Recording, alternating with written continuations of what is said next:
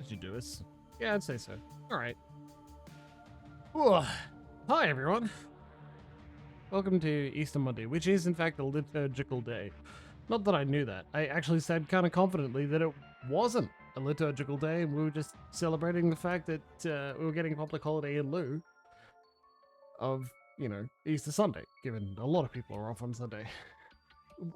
What's important to say is we should all be very grateful to Judas for arranging this public holiday for us. Thank you very much, Judas. That is, all of us here in Australia, on our timetables, with our beautiful public holidays and our ability to get slightly more drunk without work responsibilities. That is, of course, unless you have parent responsibilities or something similar. Oof, we have had a fussy baby K today, but otherwise pretty good. Did some cleaning, I did essay prep, got all 10 necessary sources for this 1500 word essay. Jesus Christ, like that's a lot of sources. 150 words per source? That's insane. Are you kidding me? I'm absolutely going to go over that goddamn limit. And I will eat the fact that I will lose a couple of marks by going over the word limit, because otherwise I'm not going to be able to hit the... Actually, how many marks do I lose for not having enough sources? Because, like, that's some calculus to make. Oh no! Cleric? I'm sorry to hear that. Jeez. What? Also, 96 hours on call in a row? That's insane. Hello, Violets. Wait, 96 hours? Is that... Hey, can you do the whole long weekend for us? Also, I thought you were at festival.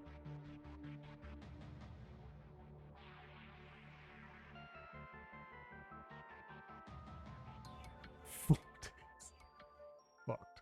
That's fucked. Sincerely, no.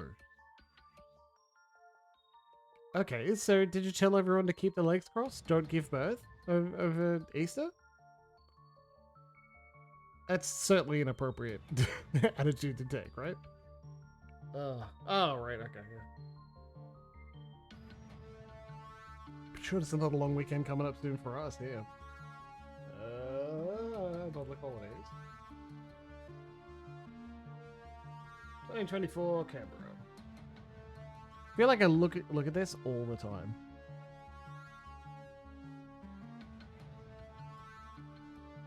I thought you weren't allowed to see O's on the ward. Sorry. I'm only a little sorry, but it's heartfelt, I assure you. Yeah, so we just had Easter Saturday. The day after Good Friday. Yeah. Yeah, Anzac Day. Anzac Day at the end of the month. Oh, fucking goddamn it, right?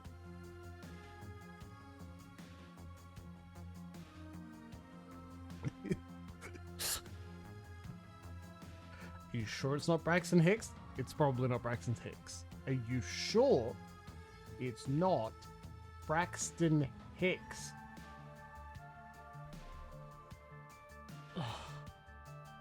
This is good. See, I have had a relative... No, the experience isn't good for you, but I'm proud that I had decided not to annoy you with at least one stupid question that's been bouncing around my head for about 4 days. And I'm like, annoy Cleric Bard later, right? Annoy the doctor, the stream doc, with your ridiculous questions when you are sure that she is not in fact on call. So, look forward to that coming soon. Anzac Day. Yes, please.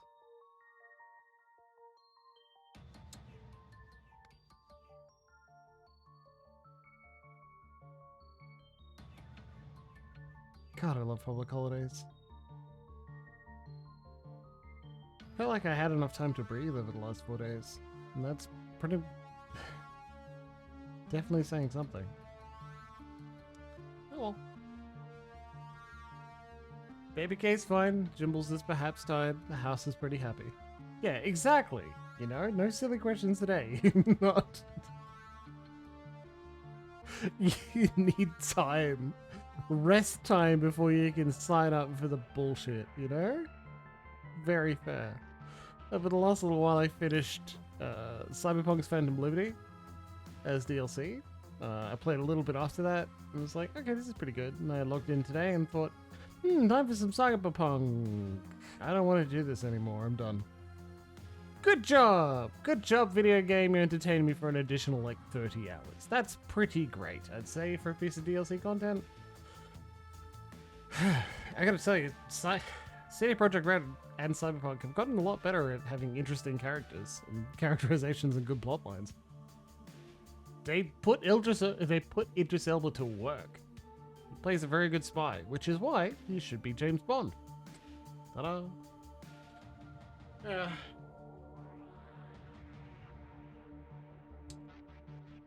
But is he? I don't know. And that meant I was looking at my spreadsheet again going, what am I going to play next? It's probably going to be Alan Wake. But instead of doing that, again, I did some essay work. And I'm hoping that I'll have some more time to continue writing my non-academic essay, where I just wanted to, with a bit more structure and effort, go into why I like these really long video game YouTubers. This impetus, this desire to demonstrate exactly why I like them with evidence, compared against other places, like other videos and other creators that don't do what I'm after, but seem on the surface related, right? Was delayed because Noah Gavay released another video. Oh no! So I didn't have time to write my essay, like the non-actual academic essay about why I love long video game analysis, long-form video game criticism videos, because one came out. Thanks, Noah.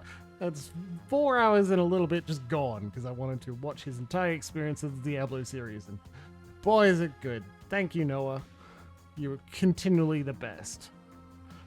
And I set up a bit of, like, I have a couple of YouTube channels watched on our little Discord server, in which you can access by typing !class. That goes for you too, VOD people. And so it pings everyone saying, hey, Jimbles is about to go nuts because Noah Gavay has released a new video or action button or something. So I forgot I set it up, so I had this really happy surprise. And my server had a bot that told me, hey buddy, this thing that you really like, it's going to happen again. God. What a day.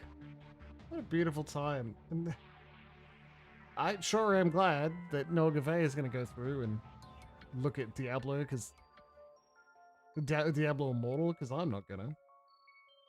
So good on him. Let's play some Shadowrun, huh?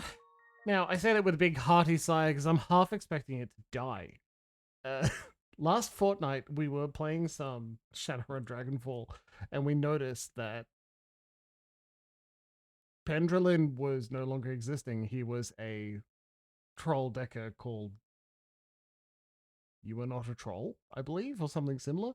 That's the default. Game doesn't know how to refer to this character entry, and well, we did some editing, we did a lot of fucking about, we loaded save files, we did a lot of debug to see if there was anything I could do to fix it, and I could not. And so I finished 30 minutes early because I did not have the energy to make up something on the spot.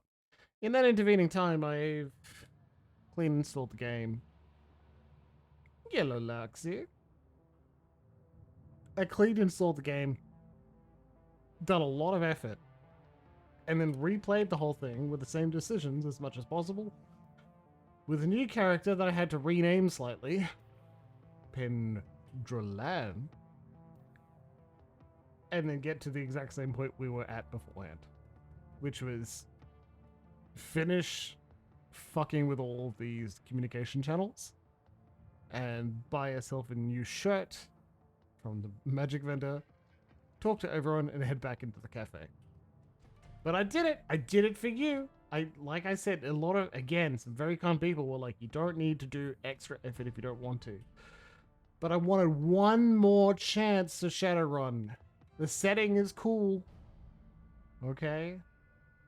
The tactical gameplay may not be my exact forte, but by God, I'll give it my best goddamn shot. So, here we are.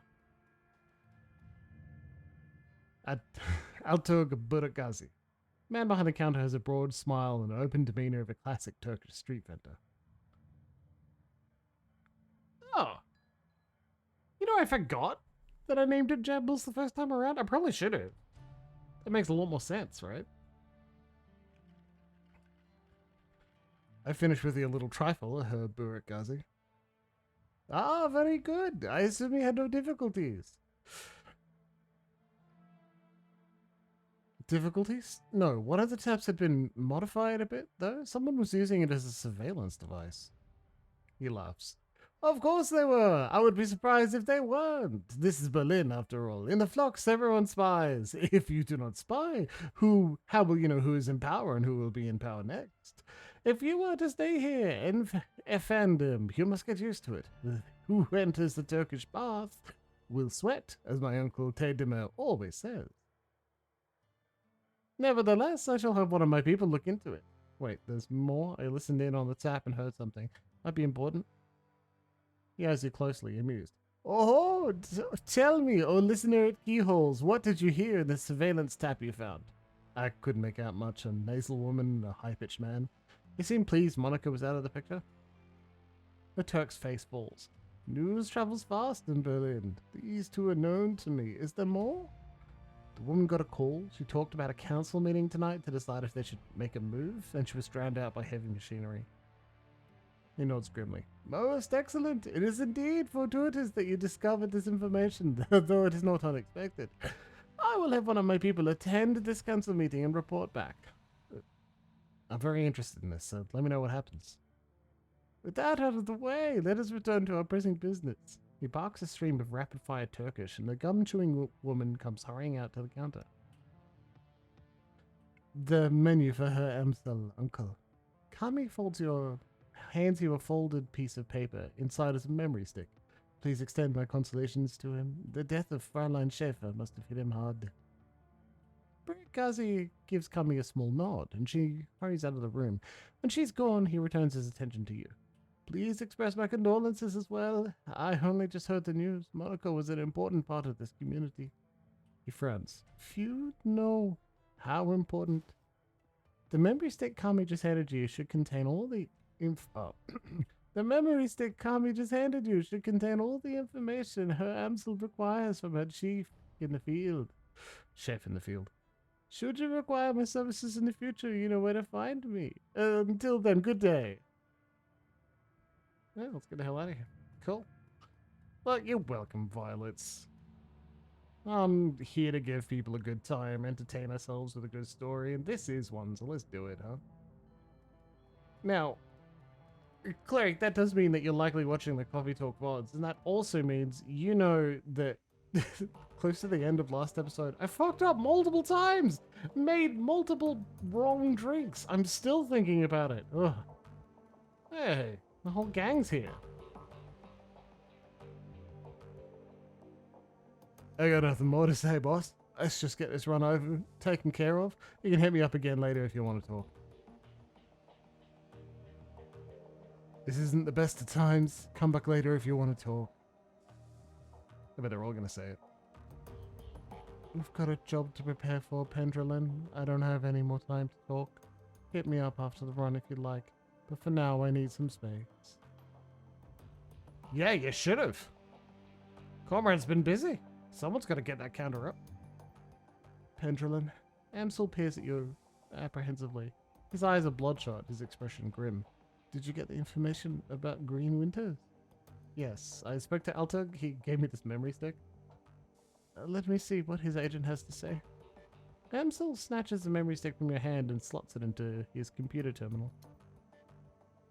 He navigates a series of command line menus and a wall of amber text floods the screen. Amsel scans it, mouthing the words as his eyes flit back and forth. Burak Ghazi's agent tailed Green Winters to a hotel inaccessible of a Kietz called the Dragon Keep. The hotel is called Das Kesselhaus. It is a renovated factory nestled deep within the heart of the Dragon Keep. It appears that Winters is holed up there. Recently, there was some contention between the two gangs over control of this neighborhood. Due to the gang violence, the agent refused to follow Winters inside of the hotel, but he confirms that he is still inside. Well, what are we waiting for? Iger slings a rifle over his shoulder with a single spare motion. Gear up, people. We have a hotel raid. Glory and Dietrich pause, exchange looks with Paul. Just a moment, Iger. Hamsel rises from his chair, drawing himself to full height. Even so, he has to crane his neck to look her in the eye. You are an excellent soldier, and nobody questions your competence in the field. Your loyalty to this team is equally commendable. That said, we believe that Pendrelin is the right choice to lead the team. There's a long pause before Iga speaks. When she does, her voice comes out as dull and flat. What? Don't mistake this decision for a reprimand. Monica considered your contributions to the team to be invaluable.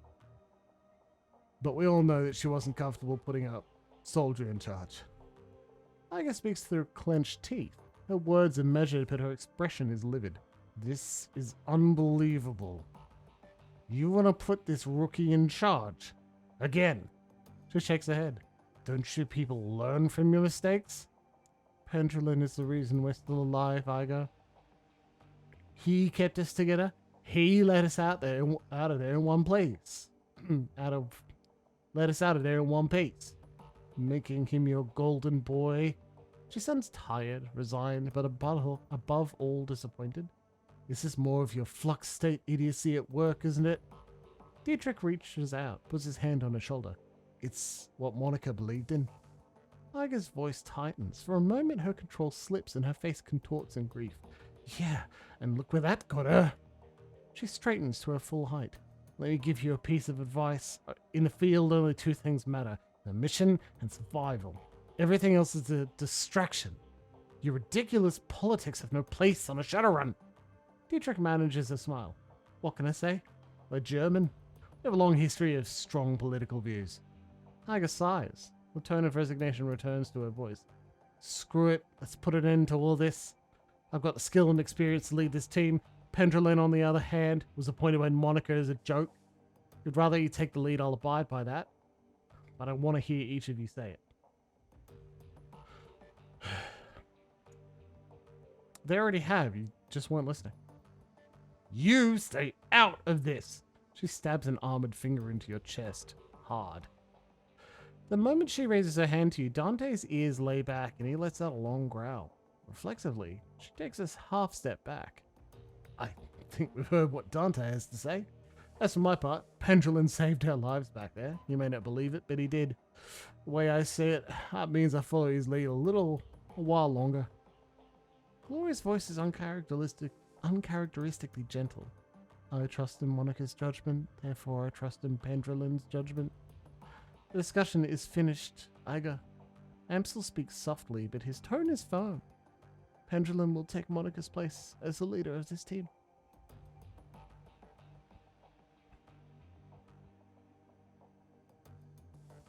Monica's death deserves vengeance. I intend to see it done. He nods. There's a dangerous glimmer in his eye. Understatement of the year, Pendrelin. Someone's going to pay and pay hard.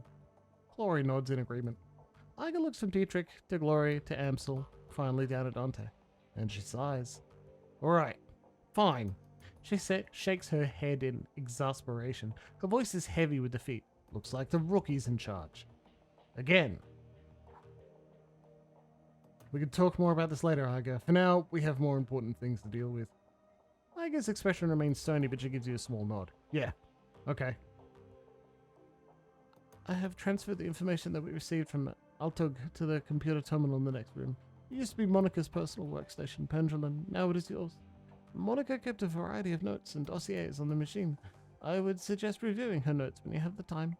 Amsel turns his attention away from you and back to his computer screen. Good hunting. I will eagerly await your return. I wouldn't suggest driving to Drogenkip. The roads aren't safe. Taking the U-Bahn would be faster anyway. Thanks for the tip, Iga. U-Bahn it is. Iga nods and turns to check her equipment. The rest of the group disperses in turn. You now command a team of Shadowrunners. When traveling to new mission locations, you'll be able to choose which members of the team to bring and modify their loadout for the run. When members of your team become permanently incapacitated on a mission, they'll be automatically extracted for emergency medical care. They will be patched up and ready for action the next time you return to your safe house. Avoid this loss of firepower by always carrying some Boomona trauma kits in the field. Okay. No permadeath. Great.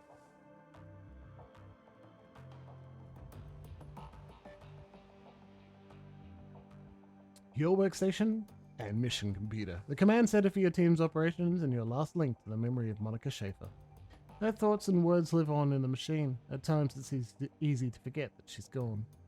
Cool blue tones of the workstation's main menu fill the screen. A blinking message in the upper right corner notifies you that you have 0 unread messages. Oh, just check for new messages. You have no unread messages. Oh, what if I do it again? Okay, never mind. Read old messages. Vid, hello Ace. The screen flickers to life and Monica's face appears. Her hands are on her hips and she's wearing a wry smile. What am I trying, Loxy? Hey, yes. If you're reading this, it means that I've either died or stepped down. Hopefully the latter, probably the former. Not many Shadowrunners make it to retirement age. In any case, I'm sure that you'll do a fine job in the role. If you need anything, talk to Paul. He's a good man, and he knows how important it is to me that you take my place. Oh, one last thing. Ace, I got my cozy some problems. In fact, I think it's a fair bet that she's already has. But just remember, she brings something to this team that nobody else does. You want her on your side. My advice to you is this. Hold your own with her. She pushes you, push back. Don't try to butter her up with flattery. She'll see right through it. Most of all, do what you can to earn her respect. She'll never be satisfied following you if you don't give her a better reason than because Monica said so. I have faith in you, Ace. It's up to you to justify that faith. She half turns away from the camera and then returns her attention to you. The image is uncannily lifelike. Oh, by the way, Ace, if you botch this, I'm coming back and haunting your ass. I mean that. The message ends, and the image fades. You find yourself back at your inbox. Well, that's good, but Loxy wants me to check for new messages again, so let's do that. Okay, still nothing new. That's great. Jobs directory? Jobs, main. View all pending and active jobs? Nothing. Okay. What about notes on completed jobs? Nothing. Okay, cool. Shadowland BBS. Shadowland connection established successfully. Link strength 100%. Spoofing 1. Group info null anon. Search BBS for relevant keywords. Topics matching local keywords. Killer in Seattle? Anyone else reading about this? City's got a Lone Star contract and they can't catch the guy. This Emerald City Ripper has been on a spree and so far no one has a clue. Pathetic. If anything like that happened on my block, some vigilantes would have tracked him down and stopped him. Shows him how good state payroll cops are. Maelstrom. Who says it's a he? I don't have any leads. Tolstoy. I'll be in Seattle next week. Forward any info you have about this Ripper and I'll see about taking him out for a date with my Walther MA2100. I'm sure Lone Star will have a fat reward waiting for whoever blasts this goon. Pro shot. Who is Blutz? I think that's the name. I'm still recovering the logs. This hot dogger just trashed my land trade hosting server. Sounds like some kid pissed over his cartoons getting cancelled. Left a bunch of garbage files all over my discs and I'll be cleaning them up all day. Should make you pass a dumbass test before you're allowed to deck in this town. Lumens. Step up your security. Write some white IC programs if you can. At least make the kid's hair stand on end for a few hours next time he tries it. Just make sure your IC is quick. Heavy hitting IC is no good if you cannot catch up with an intruder. A fact that I take advantage of on a regular basis. Clockwork. Always running, eh, CW? A smiling bandit. Strikes again! Ha ha ha! Like clockwork. Clockwork. If you two are finished, I did have IC in the thing. Track the hole down. Grocery store across the street was piggybacking on my land and they left an unsecured jack point in a bathroom stall. Old as hell maintenance jack in a fuse box and my security ignored it. Mystery solved. Shadowland is your personal tech support for Lumens. Glad to see you fix your own problem. Only way you're gonna learn. Maelstrom. Don't worry, Herbert. You turn up to class late, well, you'll be fine, right? Post payday for sale. Attached to the escrow account. Data will be automatically sold to the highest bidder. Both parties will remain anonymous. Antiquities delivery schedule. Thanks, lol. Constellation? Yeah, I've heard it's good. Alright, that's enough. I've sincerely done enough wandering around reading bits.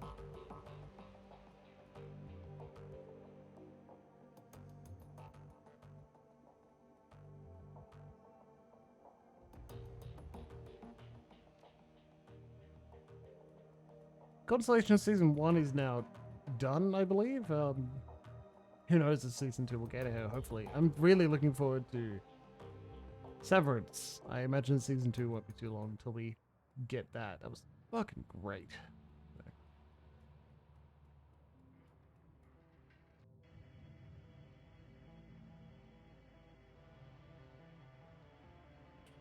I'd let you off just for the sheer cheek. Honestly. Would you like to travel? Assemble the team and travel to Das Kresselhaus Hotel to search for green winters. This is about as far as I got when I was playing it many years ago, so you should be very pleased with yourself. The Drug Pit. Yeah, cool. Sounds like fun. Let's go. Das Kresselhaus Hotel and Nightclub, crown jewel of the Drogenkeep, the filthiest kids in Berlin. Opening the door to ground level dance club is like bashing your head into a wall of sound. Flashing lights stab your eyes, the air is perfumed with cheap synthahol and engine grease. Everything in here is cranked up to an 11, a playground for the numb. Green Winters is somewhere in this building. You steel yourself with a sensory assault and step inside. The team makes a quick check at their weapons and follows you into Das Kesselhaus. Yeah, cool. We're wearing an apprentice's outfit instead of the secure mage clothing. I didn't buy any other shit for the others because they're fine. Let's go.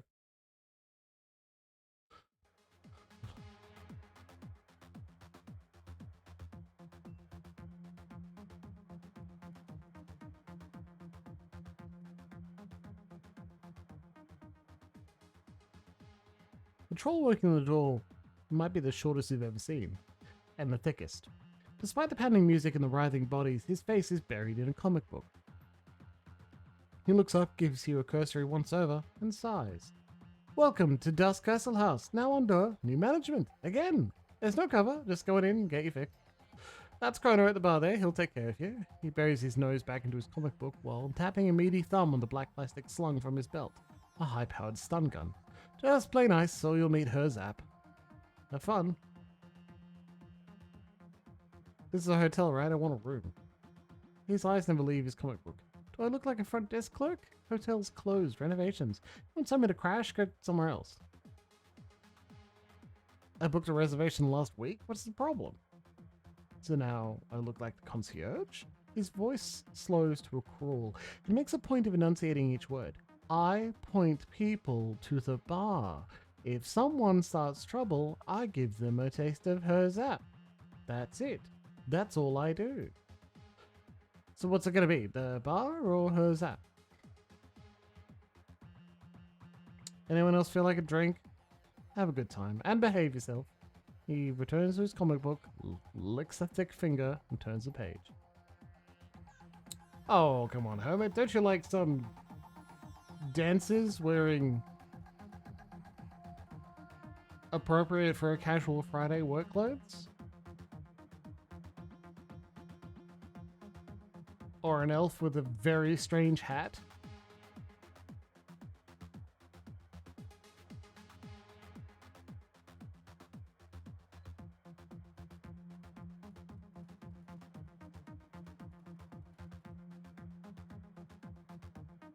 The Jeep sign and block lettering across the door reads, Hotel closed by authority of new management.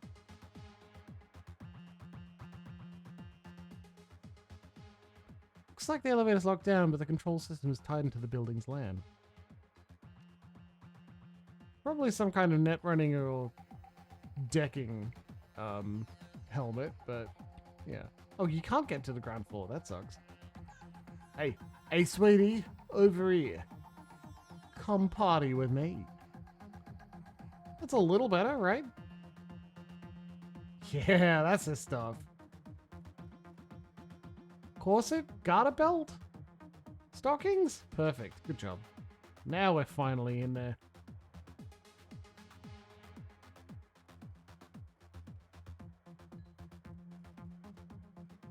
Music out here on the floor is way too loud for comfort. The scene going down to the bar is even louder. The dealer on duty stands impassively behind the bar. A desperate-looking young woman is pleading with him, apparently to little effect. All right, Silky, I'm going to explain how this works to you one more time. I get my cash and you get your cram. No cash, no cram. Period. But I need it, Krona. Come on. The words come out in a desperate whine. Pale skin, sunken eyes, and a trembling lip all point to the early symptoms of withdrawal. And I have cash. I totally do. It's up in my room, but you guys won't let me up there to get it. Hotel's under new management, beautiful. You don't have a room anymore. Whatever was up there, you might as well forget about it.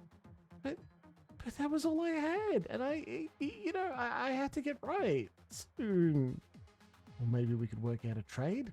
Cram for services? Understanding slowly shows in the young woman's face. Her eyes go wide. Come on, Krona, you gotta be fucking kidding me. Do you want the cram or not? She sets her jaw, a look of disgust on her pallid face. That ain't gonna happen, chummer. Not now. Not ever.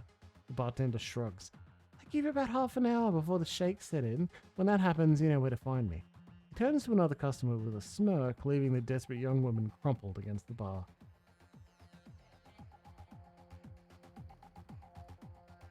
You guy, I ain't seen you around here before. What can I get you?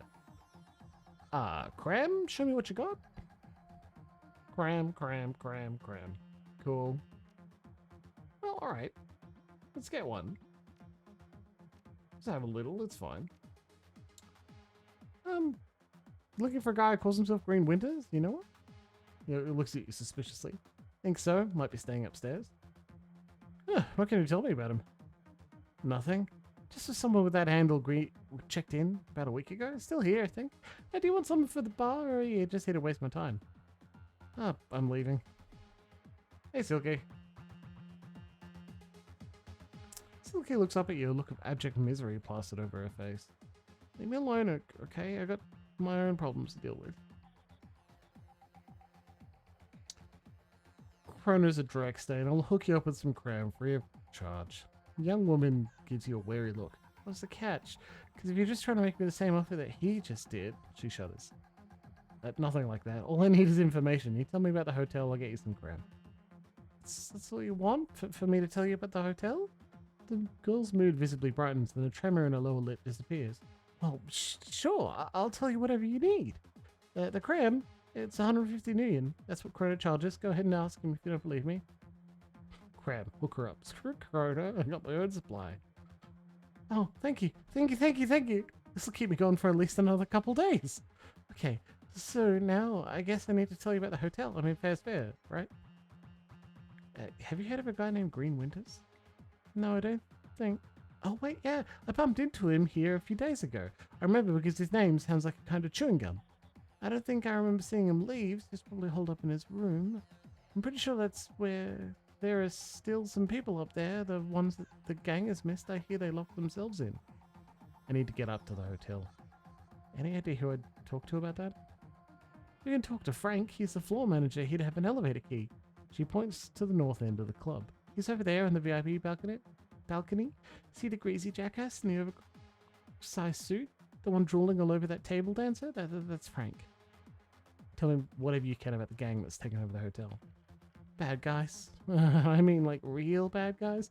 The gang that used to run this place wasn't all bad. They kept the cram flowing and the prices went too high. They never hassled me as long as I kept buying. And you guys killed them all when they took over. Now I'm stuck dealing with assholes like Krona. The floor manager, Frank, had a thing for my girl Sarah. He was always coming on to her, no matter how many times she told him no. And I haven't seen her since the takeover, but he won't stop asking me about her. Guy's a real creep. That's all I can think of. I steer clear of the new guys when I can. She steals the face over her shoulder at Krona, a scowl on her face. I shouldn't have to tell you why. Or can you tell me about the layout of the hotel? Well, it's a nice enough place, you know, for a factory. Let's see. Well, okay, the second floor is a security station. Lots of high-tech stuff up there.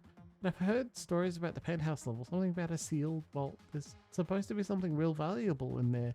Nobody knows what it is. It doesn't stop them from talking about it, though. Thanks. You've been real helpful. No sweat, pal, and thank you. It's good to know that there are still some decent people out there. Expensive bottle of scotch. From the colour, you'd guess that the contents are at least 50% water. Well, I don't want to be a jerk, but most scotch is mostly water. Well, it's mostly alcohol. The girl in the corner is a model stim junkie, all wild, wise, and nervous energy. She greets you with a smile so wide as to border on the grotesque. Hey, good looking. You want to party? I'm always down to party. Oh, right, my kind of guy. You've got cram, right? I just love a guy that's willing to share. I'm sorry, but I'm not carrying any. We'll go get some then. Okay, at the bar? I'll be waiting. Sure, I'll be right back.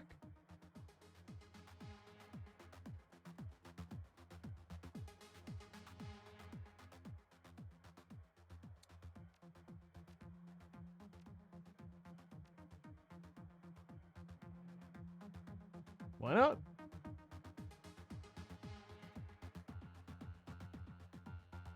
Grabs on me. Hey, all right. Bill's hand snakes forward with alarming speed. In the blink of an eye, she snatches a crab inhaler from your hand.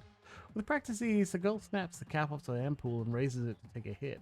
With a practiced hand, she injects a squirt of orange liquid into the corner of each eye.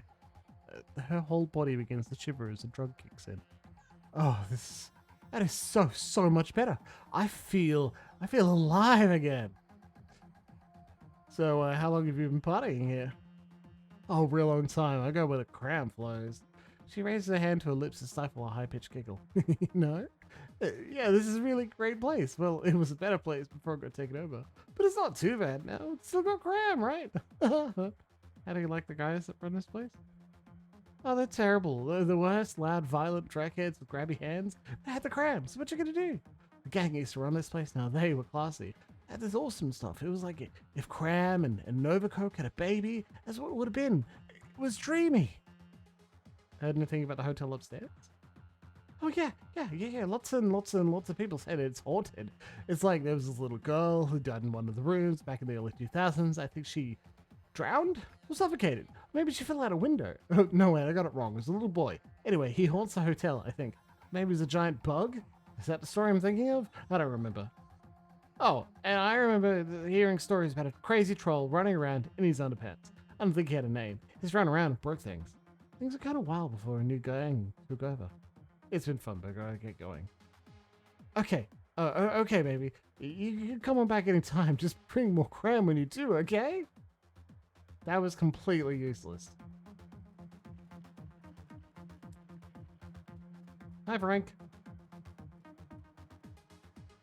Pinned to the floor, manages too expensive for this neighborhood and too baggy to be his suit is a name tag. Frank. Yeah, what you need? Reluctantly, he shifts his attention away from the elvish dancer swaying in front of him. Sarah needs the elevator key. She says it's important. Frank's eyes go wide. Sarah? She needs something from me? That's right. If you helped her out, it sounded like she'd be grateful. Okay. Yeah, okay. I can't leave the floor on duty, all that. I can't just hand over the key. I can open the elevator back up, though, and you can let her know. I could make that happen. Okay, all right. Frank rubs his hands, a barely contained look of excitement in his eyes. He fishes a small remote out of his pocket and presses a button. The elevator's open. You see Sarah, you tell her I'm glad she's okay, right? And make sure she gets it. It's me helping her. Sure thing, Frank.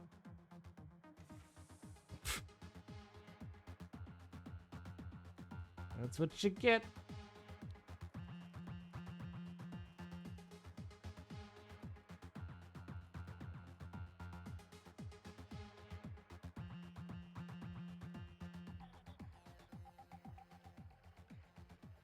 This elevator seems mechanically sound. It's about all it has going for it.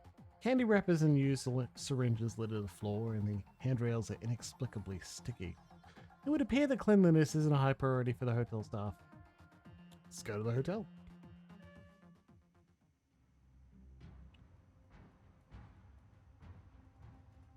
Neat.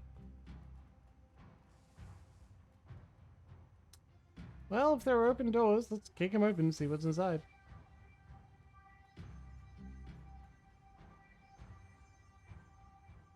Feel good data safe computer control system 2.5. Access safe. Please input password. Swordfish. Nope. Okay, well, look, we tried.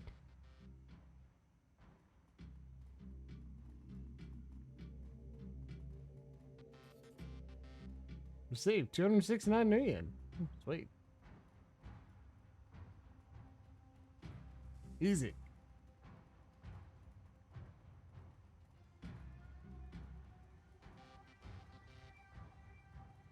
I wonder if that was What's-Her-Face's room and I just stole her money that she was going to use to buy crab.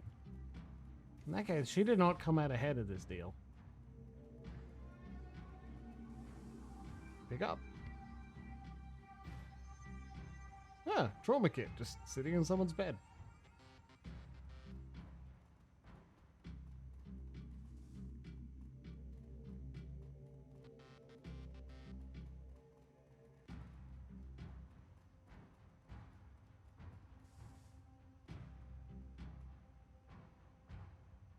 The section of wall seems to be buckling under its own weight. The aging wallpaper that lines the rest of the hallway is long since peeled away, revealing the structure of the wall underneath.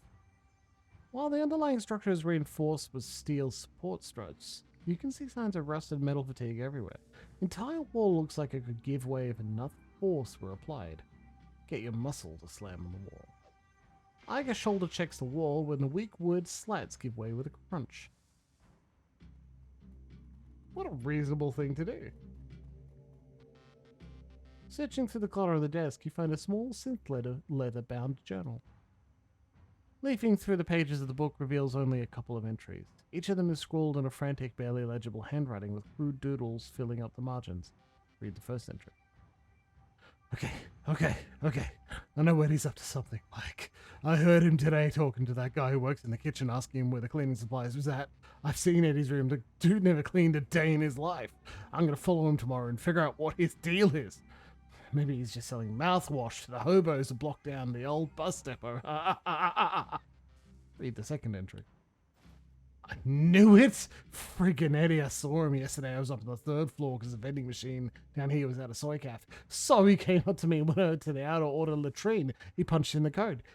Didn't know I was watching, did you, Eddie? Well, I ain't so stupid. He put in 2478 and I'm gonna stay up and find out what he's doing in there. Okay. Clearly it didn't go particularly well because you're not back.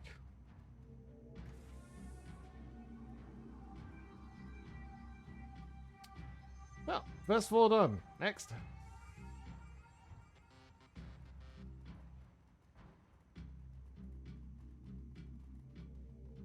Yeah. And thanks, Lexi. Now it's harder for me to forget. I still will, but harder.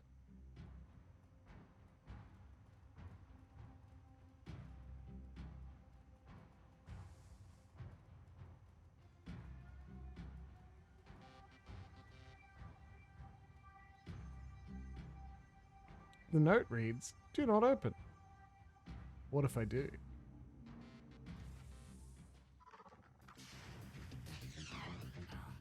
Well, I don't think anyone expected that.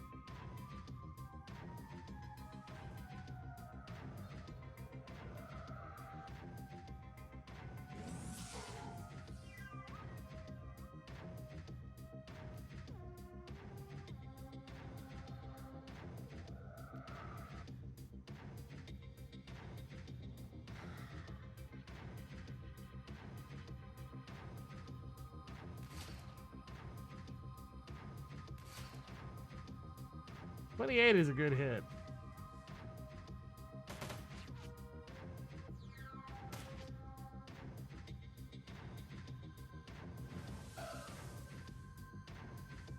Come on.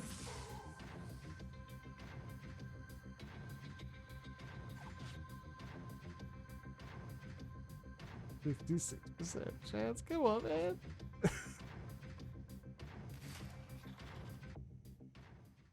Alright, well, God bless Igo. Then there's a note on the door. "This food's in the crisper drawer. See you next week, Stephen."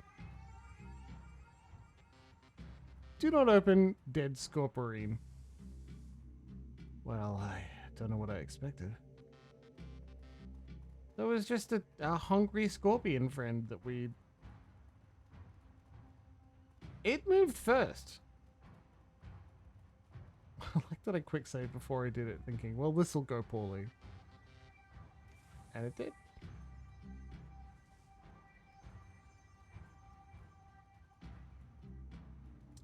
Pendulin, hero of the people, stealing everyone's shit.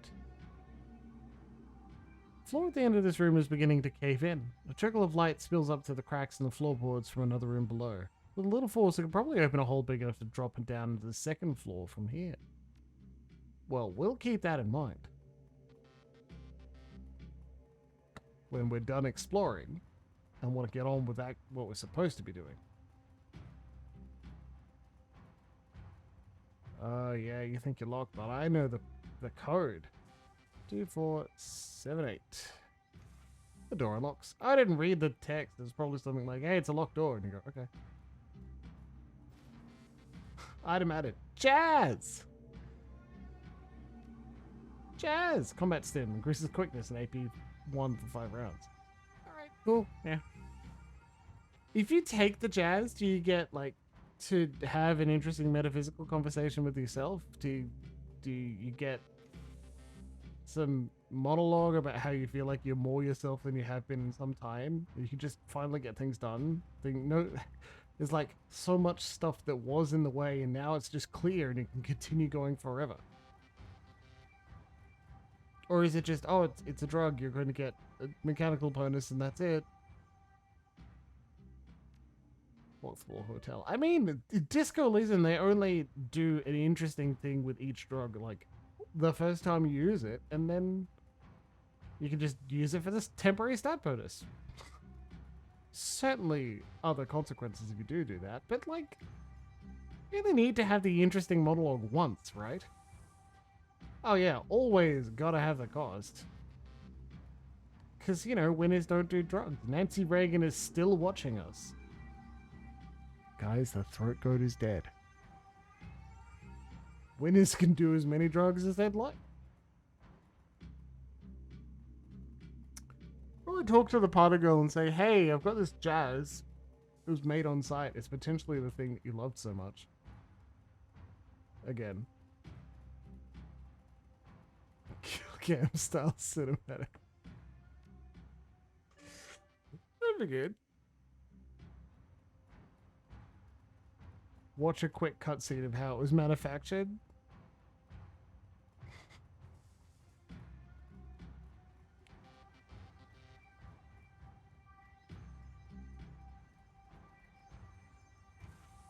A very short 2-minute cinematic film about someone trying it for the first time.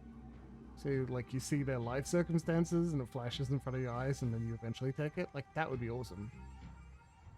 The security panel shows that this door is double mag locked. It'd be easier to tunnel into the wall than it would be to break through this thing. Don't threaten me with a good time. Alright. POV, you're a bag. Or like, the first time you take it, it plays an entire episode of Hamilton's Pharmacopoeia.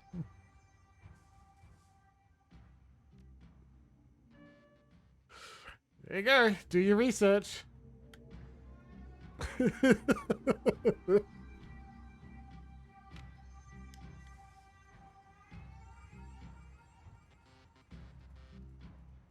We need the key code entries to the rooms upstairs. We're gonna get anything interesting.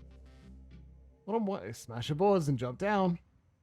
What I'm wondering about now is like, how much of it is fake depth, as in there aren't correct numbers, and you're not going to go through the large amount of potential solutions to get in, and you just can't. There's nothing there, but it does make the game feel a lot deeper if you do. I decided not to take the elevator in because it just seemed like a bad idea, right? We could end up here on floor 2, sneaking in. Hello, frightened man. Please don't hurt me, I'm just a line cook. The cook's starting eyes are wide open and behind them you see pure animal terror. If you let me go, I won't tell anyone, I promise. What are you so afraid of? Wait, you're not with those guys out there? Well, I just thought... You thought what? I thought you were one of them. You know, the gangers that took over and shut up the place. I work... He catches himself. That is to say, worked. I worked for the previous owners. The shooting started, I shot myself in here. Whoever they are, haven't figured out how to override my keys yet. It's been a day and a half. I don't know how much longer I can stay in here. Tell me anything you can about this place. Okay, well, I think there's some kind of sort of chop up in room 401, like low-level street dog stuff. I had to deliver room service there one day when we were short-staffed. What I saw when they opened up this door scared the dreck out of me. People hooked up to tubes and stuff. The door code was 5870 if you want to take a look. Who's a stiff by the sink?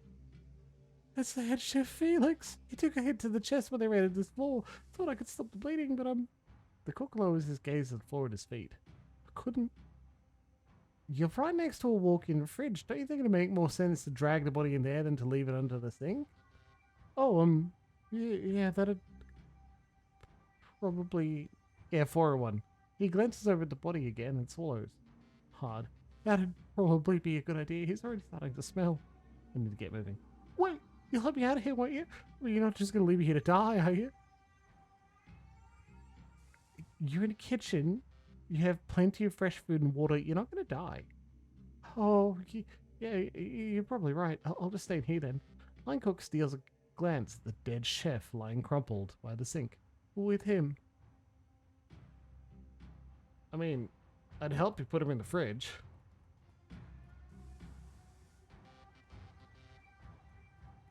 Yeah, we had to jump down. Can we jump back up? Or are we just fucking trapped here? We're fucking trapped. Okay, let's get going. Quick save. It's time for combat, baby.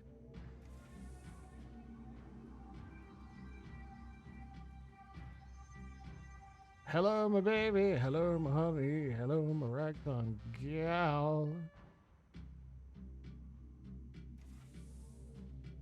Regroup now. All right. Well, I can't see you yet, so I'm gonna wait.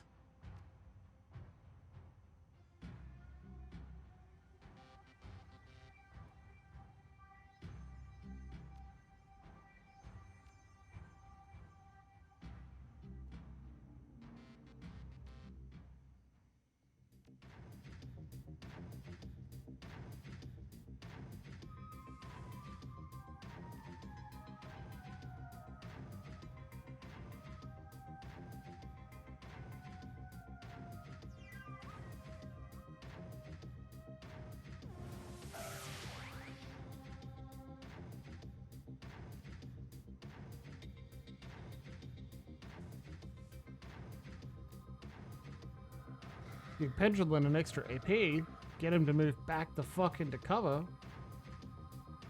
Not the greatest use, but still pretty funny.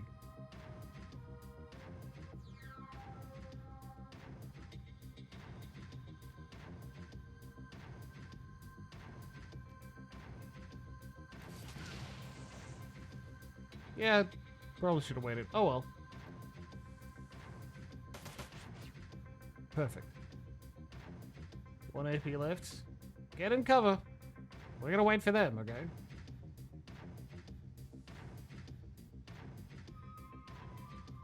Because they'll do that.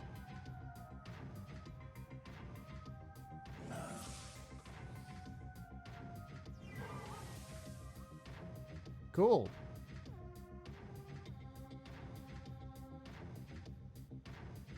And shit, there's another one there.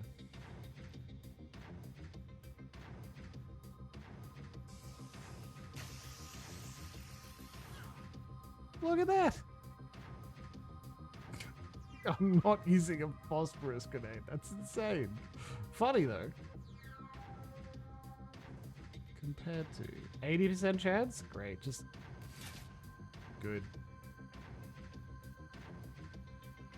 65% chance? Yeah, come on!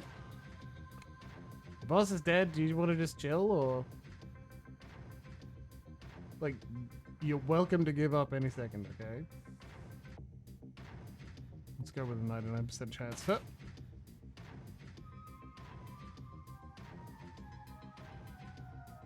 I'm gonna loot all of your stuff. And I'm gonna be really pleased. That's a lot of goons.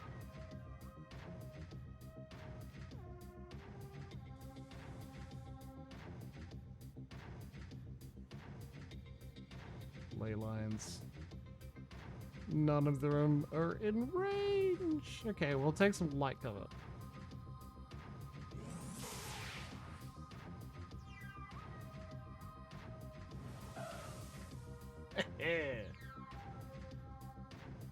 I like it when shit just works, huh?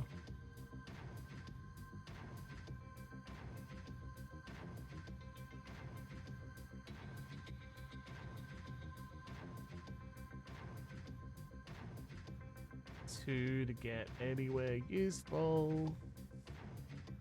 Yeah, alright.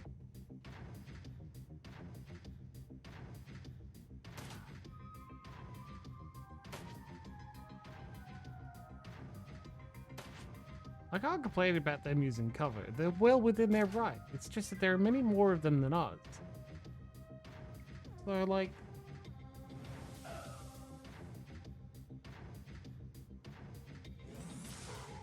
Okay, with 2 hits, let's...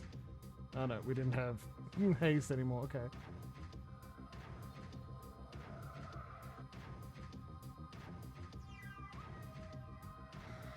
Alright, guys, you're buffed up. Get him. It's the opposite of what I expected to happen. Amazing. Best turn we've ever had.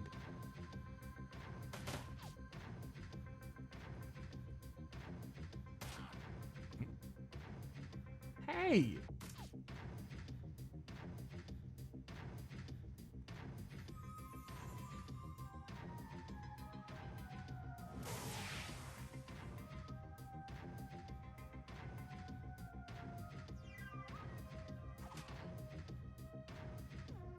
Wow!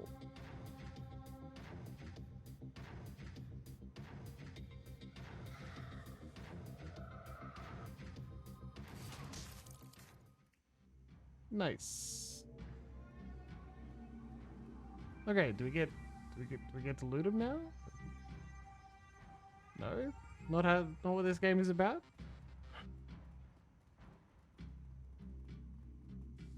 Because they had guns, and I would like to get their guns and then sell them. So that I can retire. HR serve hotel registration and security services version 1.1. Navigation options. Search guest register by name. Search card guest register by room number. Admin services. By name. Query customer. Green Winters. Currently staying on floor 4 in room 405. Read detached notes. Guy Master Suite on 4 asked for his room code to be changed again. Paranoid son of a bitch. Anyway, dude's been renting one of our biggest rooms for months, so I guess I shouldn't complain too much. New code is 1989. Return to the main menu. Thank you, Luxy. Search current guest register by room number. Room number 401. What do you mean? Alright. 102. What if I search 405? Current tenant, Green Winters. Alright. Admin services? Admin password. Oh, man.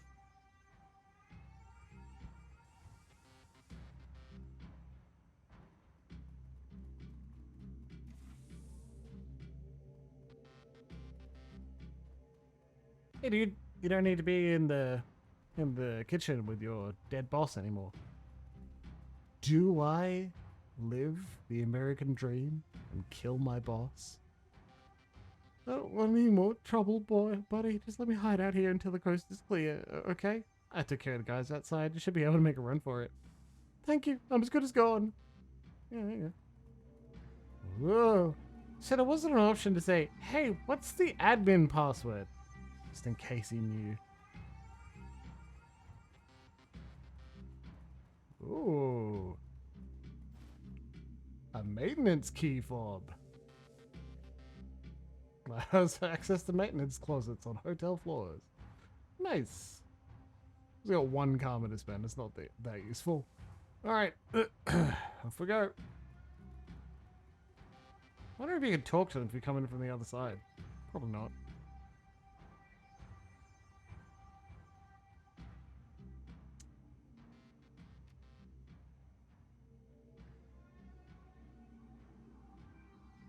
Chop shop in room 401. Let's go to the chop shop first.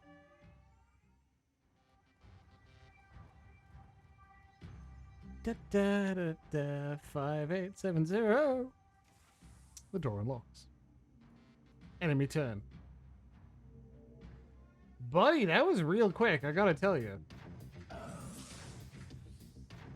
And it's really not gonna turn out nearly as well as you hope.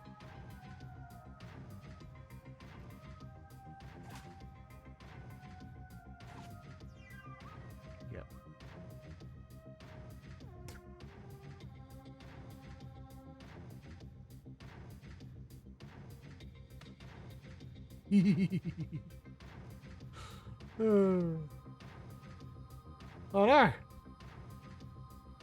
There are two of them. Now it's getting serious. Organ legger? Well, that's not good. It's just a name you should be really afraid of, I gotta say. Hey, organ legger wants something? I think organ legger can just fuck off. That's what I'm saying. Powerbolt! Oh no!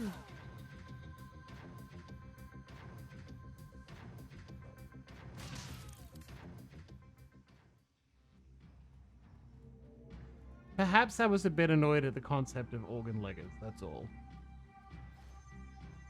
Schematic auto-injector. Hyper. A schematic for a piece of cybernetic bodywear. This device produces a steady supply of the street drug known as Hyper and stores it in an internal reservoir until accessed by the user. Great! Advanced medkit.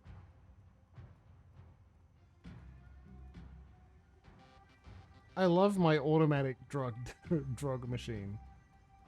My 24/7 Turkmobile.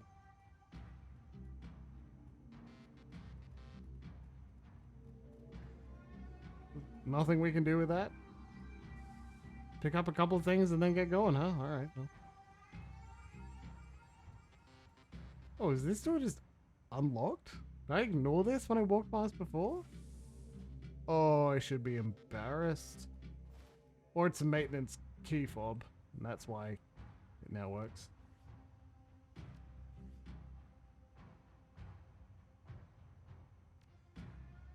Send to another person.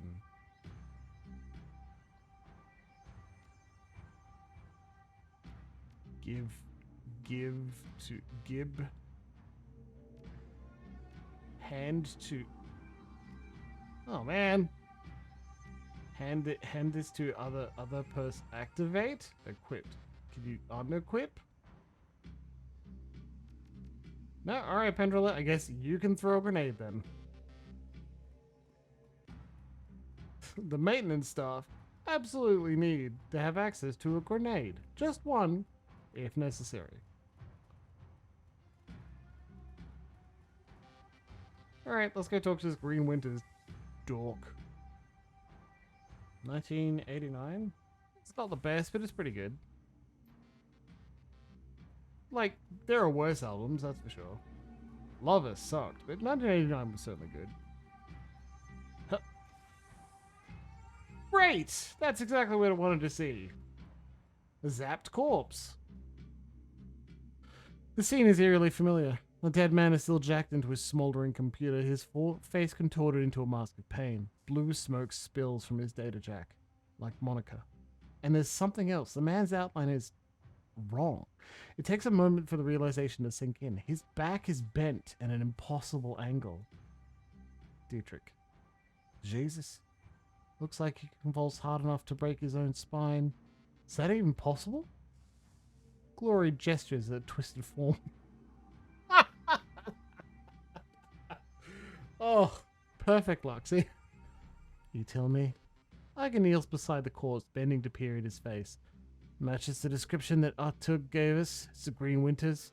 She straightens, glancing back over at the body before returning her attention to you. Is this what happened to Monica? I suspect that it would have. We jacked her out in time to prevent it. Hell of a way to go. Yeah, I'm getting that. Iger takes another glance at the broken corpse, and you can see the uncertainty growing in her eyes. I've seen biofeedback deaths before. Never seen anything like this. Kneeling to inspect the body, you find smears of blood on the carpet near Winter's right arm. Moving the arm aside, you see a number written across the floor. 91612. Use your PDA to take a holo pick of the number and the body and step away. Shit. Search his room. Hanging on the wall is a large, gaudily framed painting. An unimaginative still life of some kitchen object sitting on a table. Move the painting aside. There's nothing here. I feel silly. That's why I sigh, because I'm like, oh, remember to move it aside. Hanging on the wall is a large, gaudily framed painting. An impressionist landscape, inexpertly rendered in splotches of cheap acrylic. A nameplate in the frame reads Haas Mountains 2011. Move it aside. There's a small, locked safe installed on the wall behind the painting. A keypad mounted to its base glows invitingly. 91612. Inside the safe, you find a bundle of old, well-worn media discs. The words "Watch Me" have been hastily written on the back of the topmost disc. Inspect the discs. A disc labeled "Watch Me" looks almost new. The others are clearly much older, and many of them are badly scratched. The last two discs in the bundle are stuck together. When you pry them apart, the readable surface of the bottom disc peels away.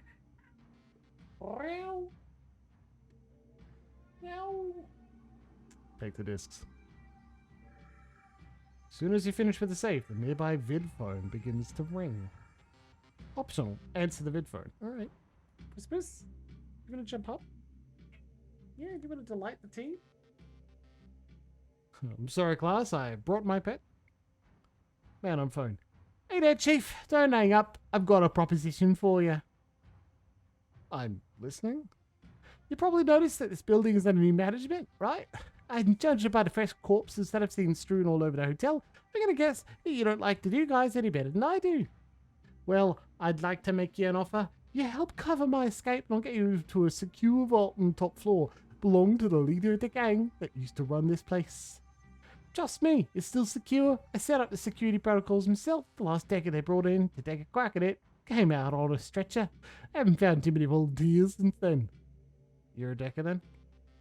Oh, that'd be the understatement, chum. More accurate to say that I'm the decker.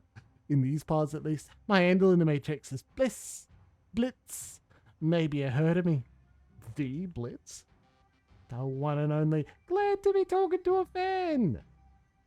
Tell me about the gang that used to run the hotel.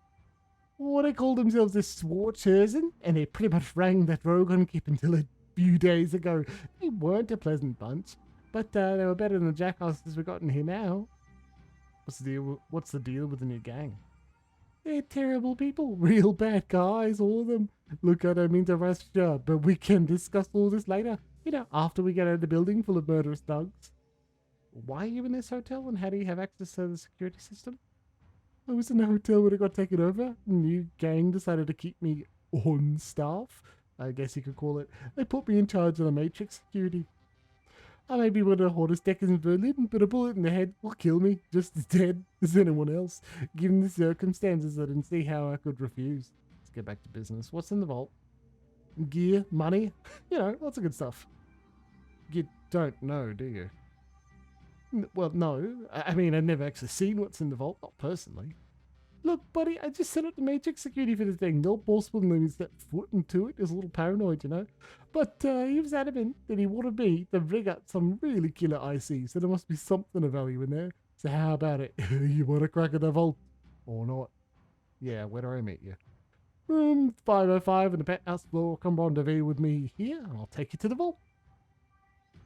I have a terrifying prediction that Blitz is the decker you hire to round out your gang now that Monica's dead.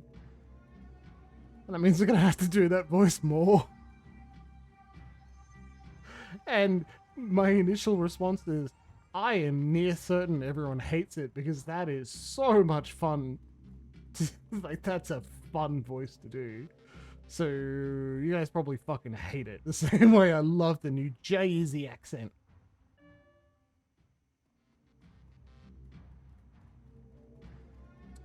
Over here, buddy. You're welcome, hermit. That's what I'm here for.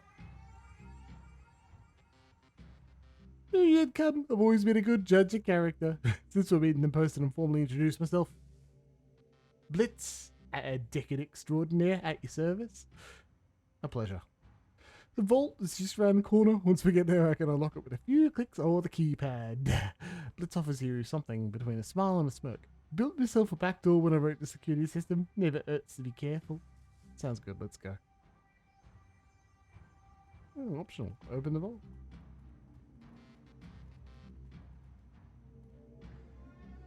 Yeah, he's in the party.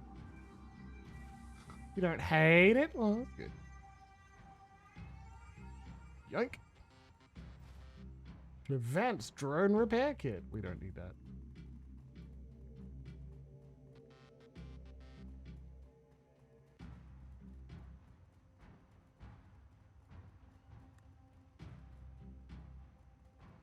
Probably over here then.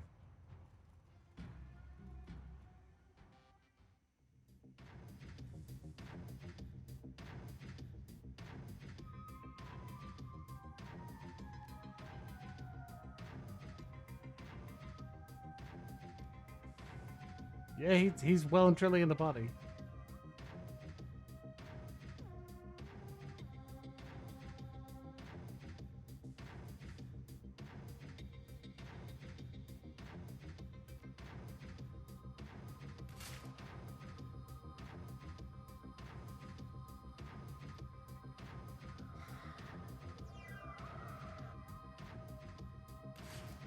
Higher further back in the math vowels mixed with rounder further forward. Occasional bits of what cockney. I have no idea. I'm just rolling with it.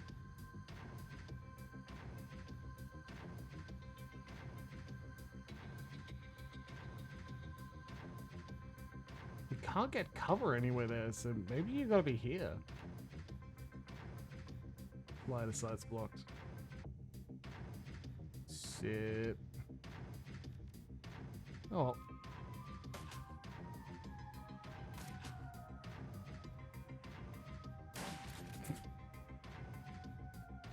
He's fine, don't worry. It's just a shotgun to the face.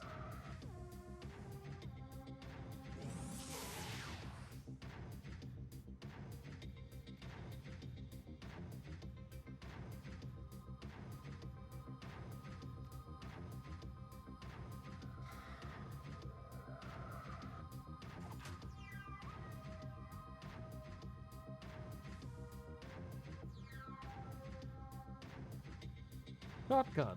Kneecap.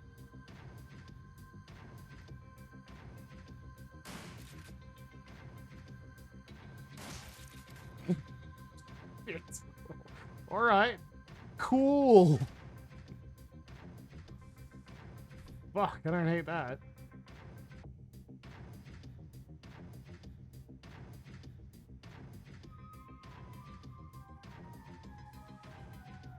Please.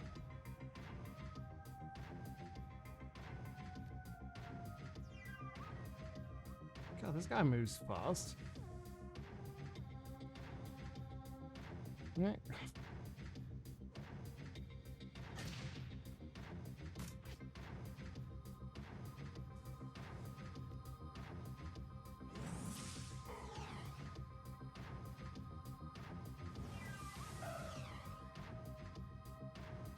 You fill me with such confidence.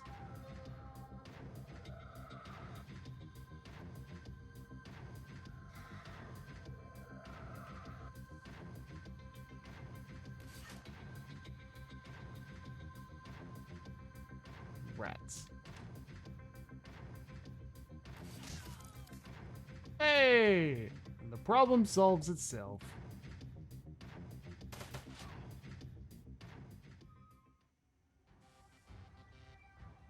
Glad to know you're on the team, Blitz.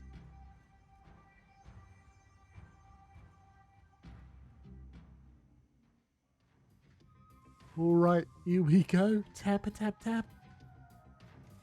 Done. Wait, when did that thing get installed? Take cover.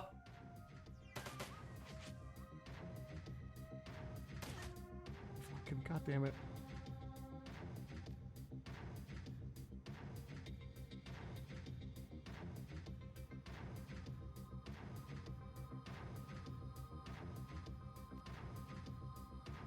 Huh.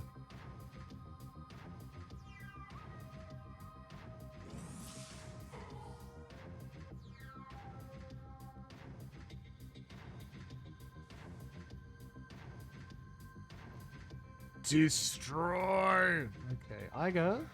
Thank you.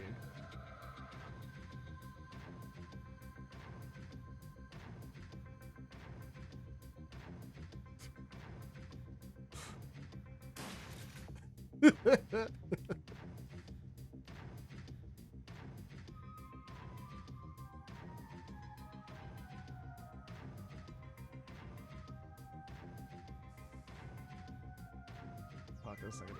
Jeez.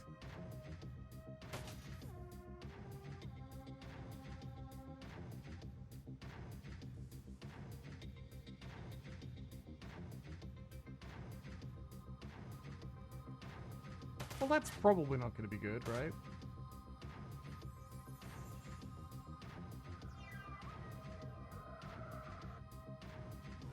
Okay, jeez. This level of tactical combat is generally a bit beyond me, but certainly, like, good to watch it happen, right?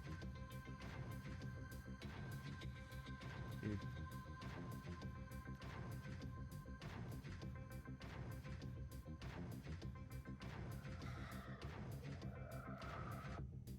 I'll admit to being a little worried about whether we're going to make it through.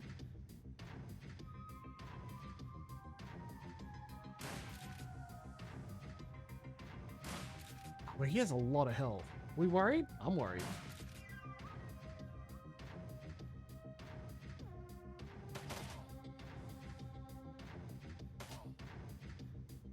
Until we all like... Low accuracy, low critical damage. Well...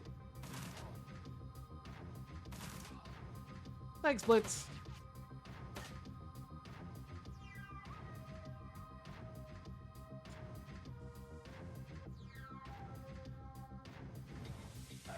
So this sort of like tactical combat, ley lines appearing on the field, including cover mechanics, is probably a great way to like make your combats more interesting. So while I am someone who doesn't often use battle map, this is exactly the kind of thing you'd be looking for to make it a worthwhile experience.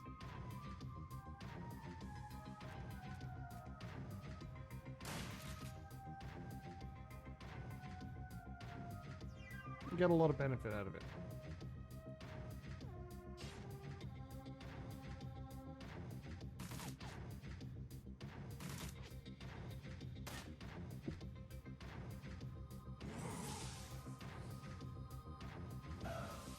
It should lean to people who want a different kind of experience in the tabletop game. That's one of the reasons why you want to check in with like methods of play. When I started a Pathfinder game, I remember to tell people, hey, by the way, I don't often use battle mats. A lot of the time it's going to be mostly theater of the mind with maybe a little bit of, I'm going to draw on a whiteboard. And my drawing is going to be very poor.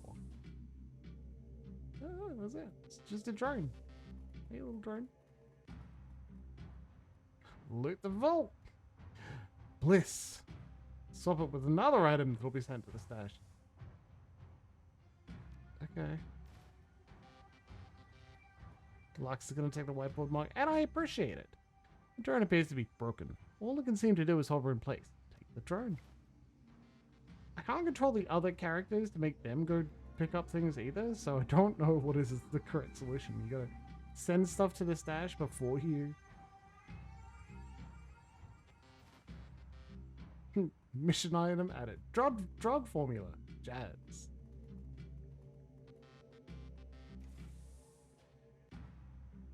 Hell yeah, loot the safe, baby. 1,403 million. Nitro. Then to stash. -2 charisma and intelligence. That's all he had in here? Drek.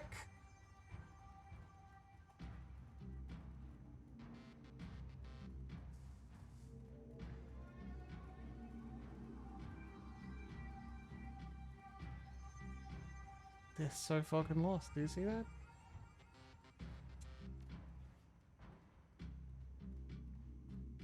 Yeah. Return to the Kretz Bazaar. We're done. Floor 3 bathroom code for 401, 405. Maintenance closets on hotel floors.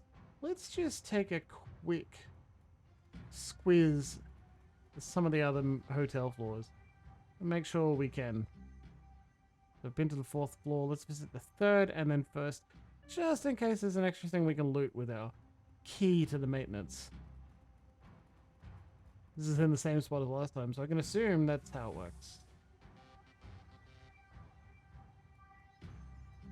Give me the garbage. Oh, more crab. I should have sent it to my inventory, then I could, like, give it to one of the party girls again. Hey, how'd you like crab? Do you want any more crab? Yeah. This isn't the first time we've had it, so I'm sure you've forgotten the whole cinematic. But if you want to go through again, it's worth it. Just enter a console command, like cram cutscene equals 0, and then you'll be good to go. Yeah, a few more seconds and one more moment of loading gets you another 55 new yen. I'm not unhappy with that. I wish I knew this code though.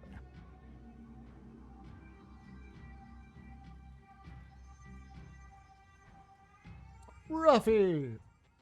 How you doing? Yeah, okay, cool. We broke it. Hey, Silky, by the way, I got your room back. A cram habit is a rough thing to shake. I know a place that can help you get clean if you're interested. Like, who, said that I wanted to shake anything? She gives you a sour look. Look around you. Like what you see? Of course you don't. My life is better on cram. Why would I ever want to stop? Do you want to wind up working for him? I'll tell you the same thing that I told him. That ain't gonna happen. Maybe not, but in order to keep feeding a habit, you're eventually gonna wind up doing something that you regret. Trust me on this. Stop it. Please, just stop, okay? I don't need your help and I don't want it. Strong as Silky's words are, her voice sounds unsure. From the way that she's fidgeting, you can tell that you've struck a nerve. You're near rock bottom, Silky. When you hit it, there'll be nowhere to go but up. Yeah, maybe so, but what makes you think that you're going to be the one to help me? What makes you think that anyone can? Experience. But nobody can help you if you're not ready to help yourself. If you want people like Krona out of your life forever, you'll think about it. All at once, something changes in Silky's face. She averts her gaze and pauses for a long moment. Her sweaty hands clench and unclench. Finally, she clears her throat and looks back up at you. What you've said, it makes a lot of sense. She blinks, steals the glance back at Krona, and shudders. You're right, I need help. I'll take you up on your offer. Should probably tell you I tried to clean up before. Lots of times. Never really worked out. Take the tube to Kreitzberg, to the kids they call the Kreutz Bazaar. Look for a man named Samuel Beckenbauer. He can help you. She nods eagerly, her eyes full of gratitude. I'll do that. I will. Thank you. It's about time I left this place behind. If I never see another Krona again, it'll be too soon for me. Glad I could help. Take care of yourself. Yeah, awesome. Hey, Krona. What can I do for you, new guy? I overheard your little conversation with Silky there. Hey, he wants a cram. She's got to pay. Same as anybody else. Your bosses might like to know that you're jamming their customers in exchange for merch. What do you think?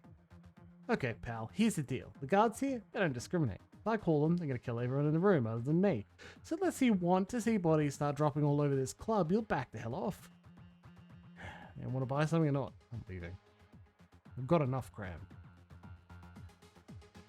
Do you think we can cause trouble for Frank as well?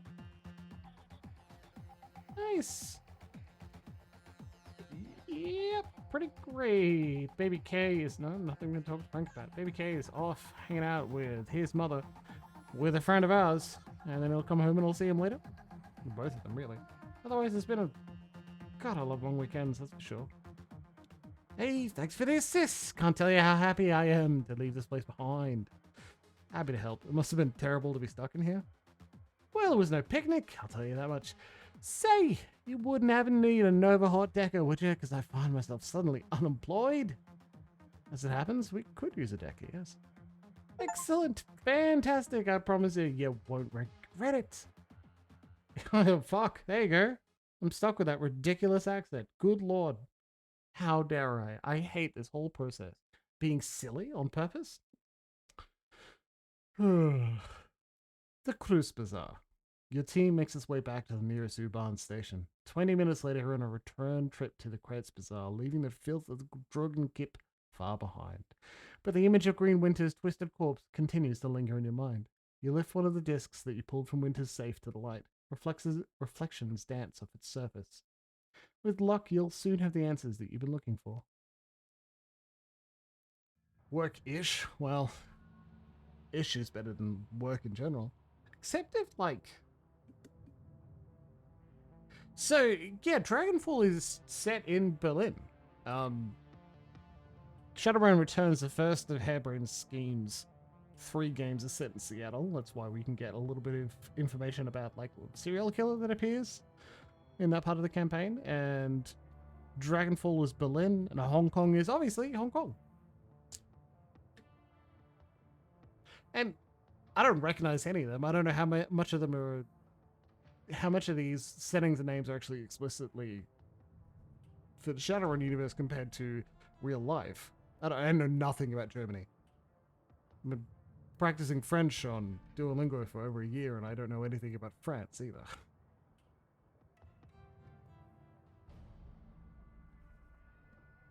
Oh, it's another thing. I did a little more work on my Fenno game. That's a thing I did today. I'm very pleased by it. They're still looking forward to pitches. I will get the pitch form and drop it in right when we go on break, which is in a couple of minutes, just in case you have a game you want to see at the Phenomenon Role-Playing Convention in Canberra. And I'm getting more and more excited about it, that's for sure. As you lead your team through the shadows, your companions will continue to develop and learn new combat skills. Clicking the icon in the lower right-hand corner of the screen will open the crew advancement menu. When this icon is highlighted, one or more of your companions is eligible to learn a new combat skill. At each advancement level, you may choose one of the 2 possible combat skills for each of your runners. Choose wisely. Yeah, there are 2 Rider Wranglers this year. I'm one of them, and Joe McNamara is the other. I'm very pleased with that. Fantastic guy. He's going to do great. Both of us have pitched a game this year, so I honestly don't think we shouldn't do a. I'll accept your game if you accept mine, but.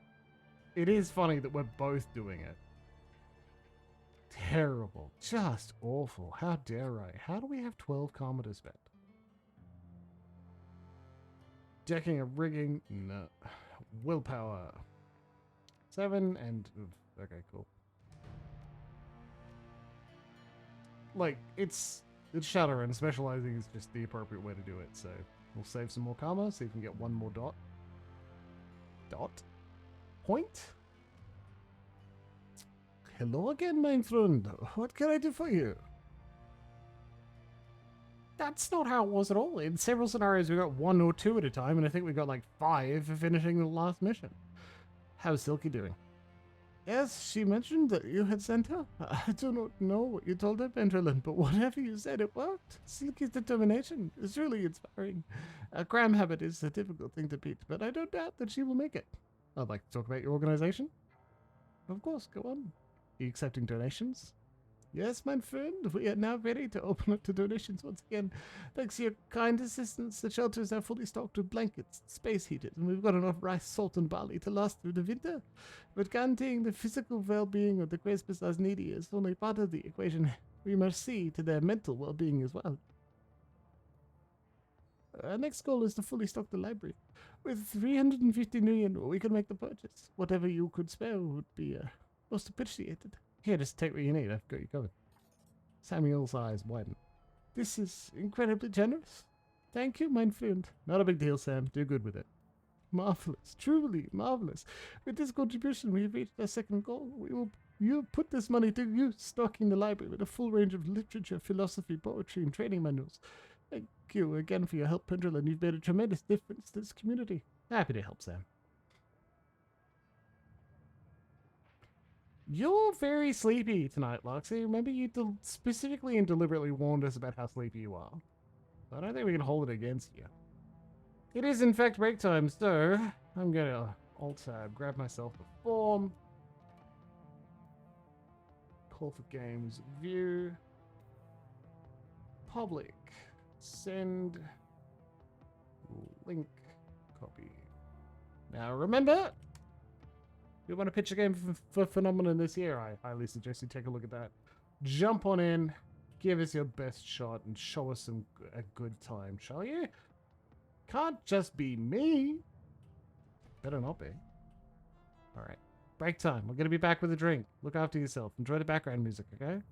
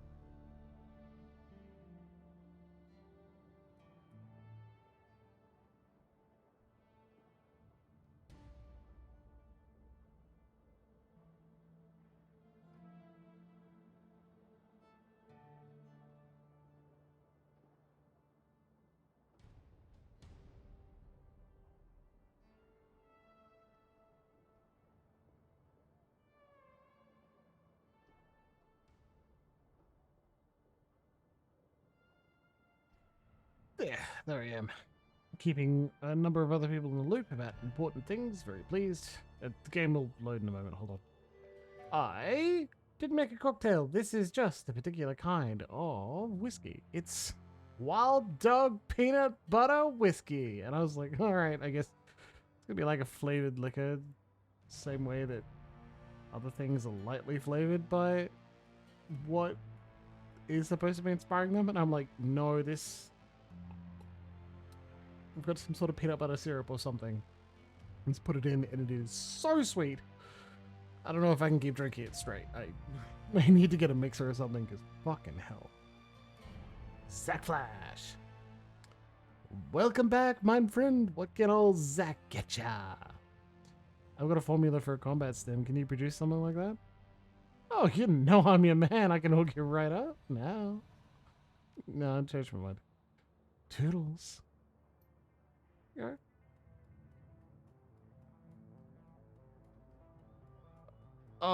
No. I didn't lose at all. I rocked. We didn't nearly die even a little bit.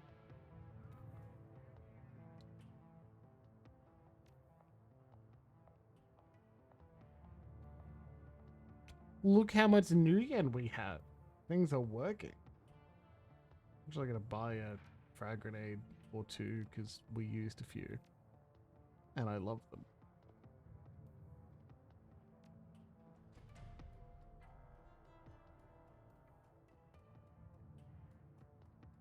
Maybe I'm playing the German elf. Dad's back. Toss 5 New Year then. Essentially do that every time we come here. There's gonna be something about community building. Run around, check in with everybody every time you end back at the Crits Bazaar. Yeah, like that's important. Let's do that.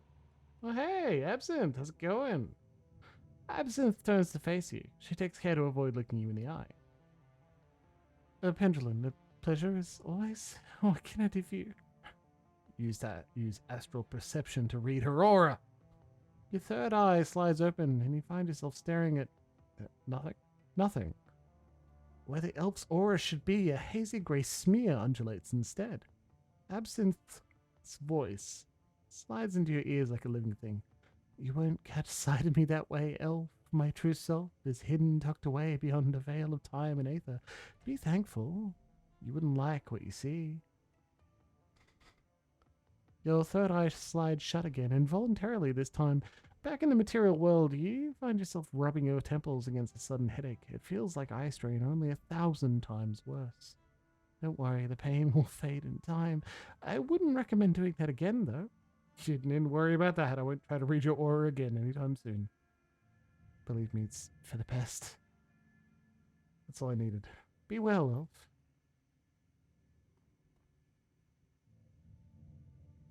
Yeah, I can kick my own ass. Why not, right? Easy.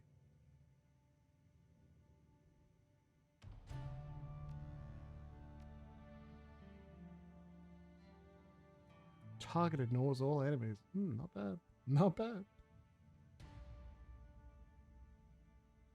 It's the magic shop, comrade. What if you wanted to buy magic?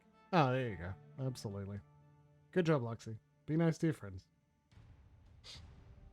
Friends? Family.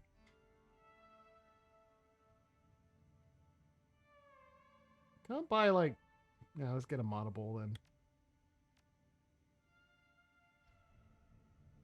You gotta occasionally buy new stuff.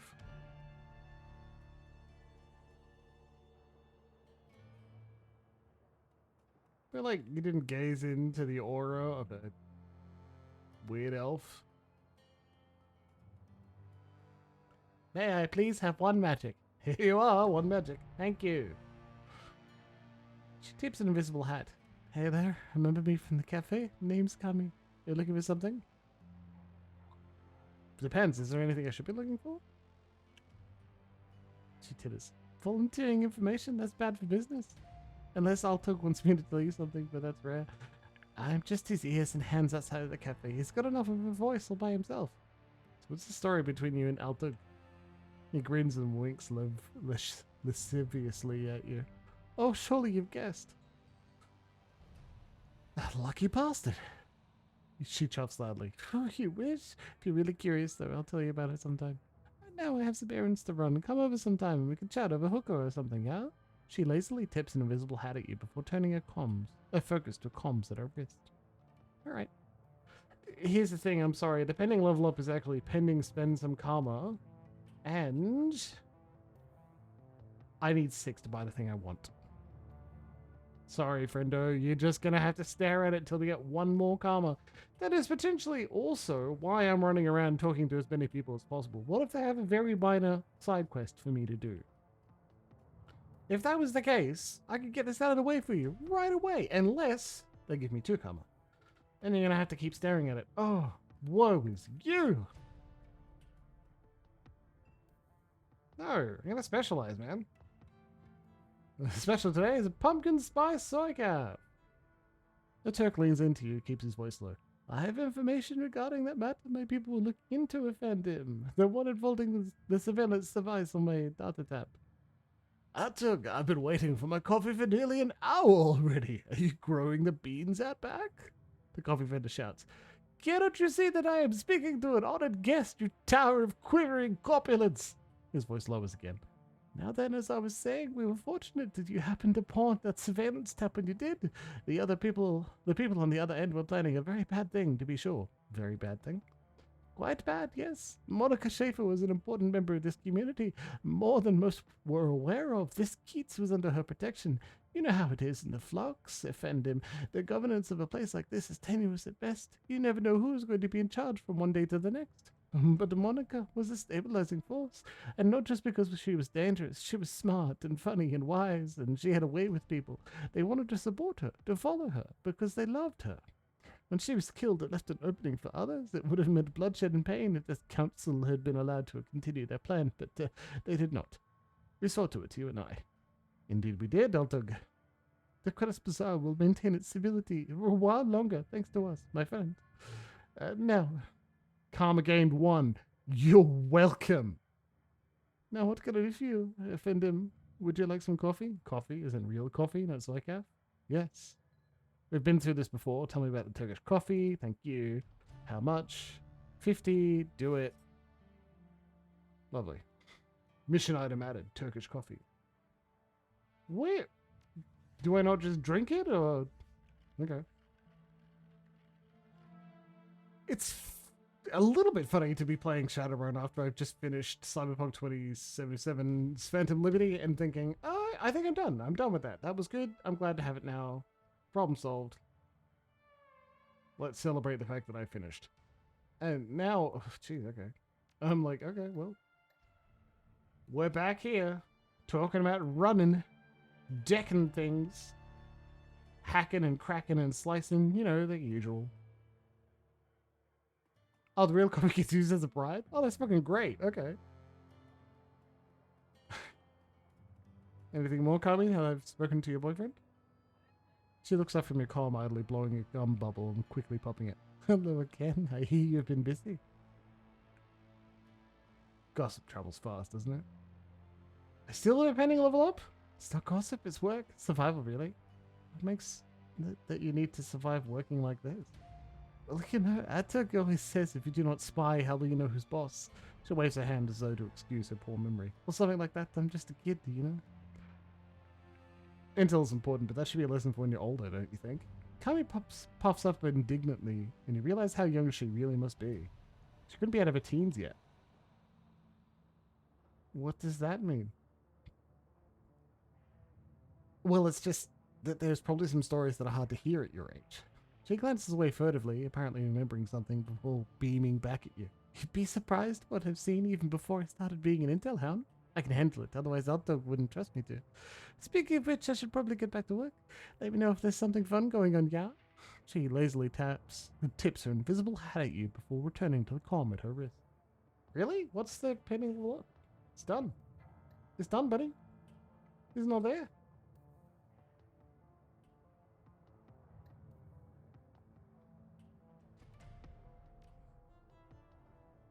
Oh, shit. That one. Sorry. I went looking for it and didn't find the fucking thing, so that's pretty funny. Sniper rifle. Of course.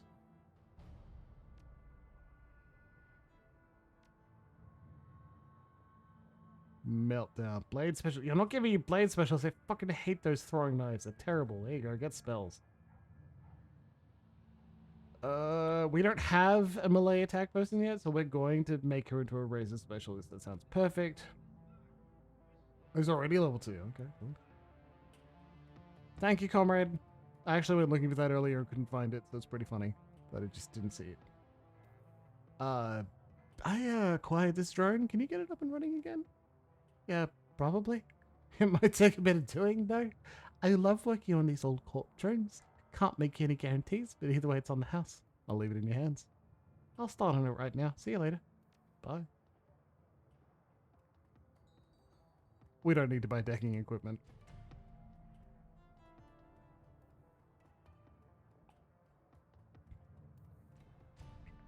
This will go to his head, cleric. Be careful.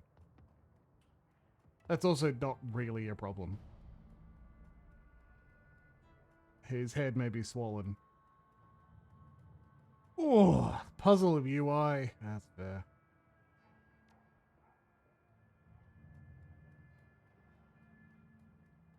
I should have been like a street samurai so I could deck myself out in cyberware. As a mage, I get none of it. Devinkeller. Devinki? Devinki? Lucky strike. A young woman stands at a bar smoking a cigarette. You've seen her face before. Lucky Strike, one of the mercenaries from Monica's files. A plume of blue-grey smoke spills from the corner of her mouth as she turns her attention to you. Hey, the distinctive circuit pattern tattoos that line her face shimmer and pulse with light. You need something? I don't believe we've met. I'm Pendulin. Yeah, I just chose Mage. We even did a vote for it. You weren't here. Street Samurai would have been awesome, though. Would have been real awesome. Yeah, I know who you are. She takes a drag and a cigarette. How you holding up, champ? I heard what happened to your boss. She wasn't just my boss, she was a friend. She smokes and then lets the smoke escape from the corner of her mouth. Yeah, well, sorry for your loss and all that. A lot of people are still torn up about it. So you need something, or are you just gonna stand there, staring? Why'd you bring up Monica? Did you know her? I met her a couple of times. Seemed nice enough. She takes another drag and a cigarette. But I mostly knew her by reputation. You can't live in this Keats without hearing about the Queen of the Grace Bazaar. She pauses and slowly lets the smoke escape through her nostrils. Can't say that I was a fan. Oh, that Monica didn't control the Grace Bazaar. Didn't she? She looks eyes with you. Then why did the place start falling apart the second that she got geeked? She takes another drag of a cigarette. The smoke spills out of her mouth as she speaks. Either Monica controlled the Grace Bazaar or she had her fingers in so many pies that she might as well have. Comes out to the same thing either way. Lucky Strike taps out a cigarette and leans forward. Leans towards you, a predatory grin on her face. You and your friends who followed Monica too? Obeyed her orders of that question, right? Not without question, there were debates. And at the end of those debates, Monica would put her foot down and you wind up doing whatever she said, right? She smokes at you. Don't bother answering, it was a rhetorical question. You're such a rabid anarchist, your friends seemed awfully comfortable being in power. Cruz Bazaar? I don't think that's correct, it's just how I decided to do it. No, I don't. And I don't think you know a damn thing about who Monica really was. She shrugs. Fair enough. And you're probably right, I didn't know her like you do. I'm sure that she was a lovely person. All I really know is that your friend's death left a power vacuum and that the Kreuz Bazaar is less stable because of it. Kreuz Bazaar.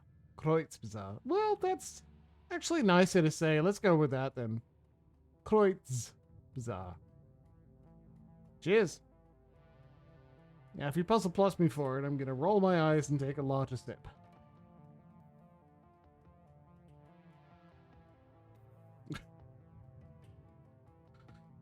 Well, Rafi, like, I certainly don't hate having corrections to make sure I'm doing it properly. Again, I know nothing about German.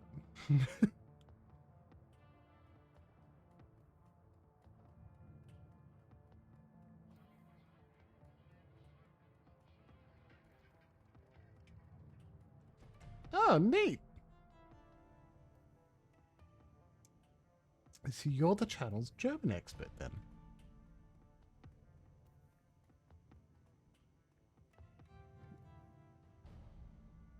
Welcome back. What can I do for you, my friend? I found this schematic. Do you think you could hook me up with this chrome? Very nice. The design appears to be simple enough. Yes, I should be able to provide you with this. It won't be cheap, though. Nope. It's just not a great idea. Lowers your maximum essence? Deliberately putting two of your interactions with one of the unique systems that in your role-playing game that are in opposition like that, it's a common shorthand. It actually comes up a lot. A lot of people do it. But I still think it lowers the flexibility in characterization. You know what else you could do? You could also just limit it in another way, like resources based on feat slots, karma, that sort of thing. If karma is such a big issue, and it kind of is, you don't really, do you really need willpower and something else that stops? It like reduce your maximum essence by being chipped? Is that truly necessary, or do you want to make it thematic? Do they tie into each other? Are you so thematically tied to that idea that you kind of need that? Otherwise the game feels to be weirdly dissonant? It's up to you. Feat slots. Yeah, you're real tired though. The old troll potters about, his artificial droids complaining loudly. He seems heavier today than when he first met, and he takes your approach as reason to seat himself and rest. I understand they put you in charge of Monica's outfit. Looks like we're both carrying heavy burdens. Suppose so. We'll see what gives out first. Your will or my plastic needs. You need something for me? How are people handling the loss of Monica? I think most are still in shock. But you wait. That'll pass, then the panic sets in. Few folk have any real discipline around here. Monica kept them calm by keeping them safe. Now that she's gone, they're going to start realizing what a heap of misery this blasted city could be. You consider yourself a man of discipline, then?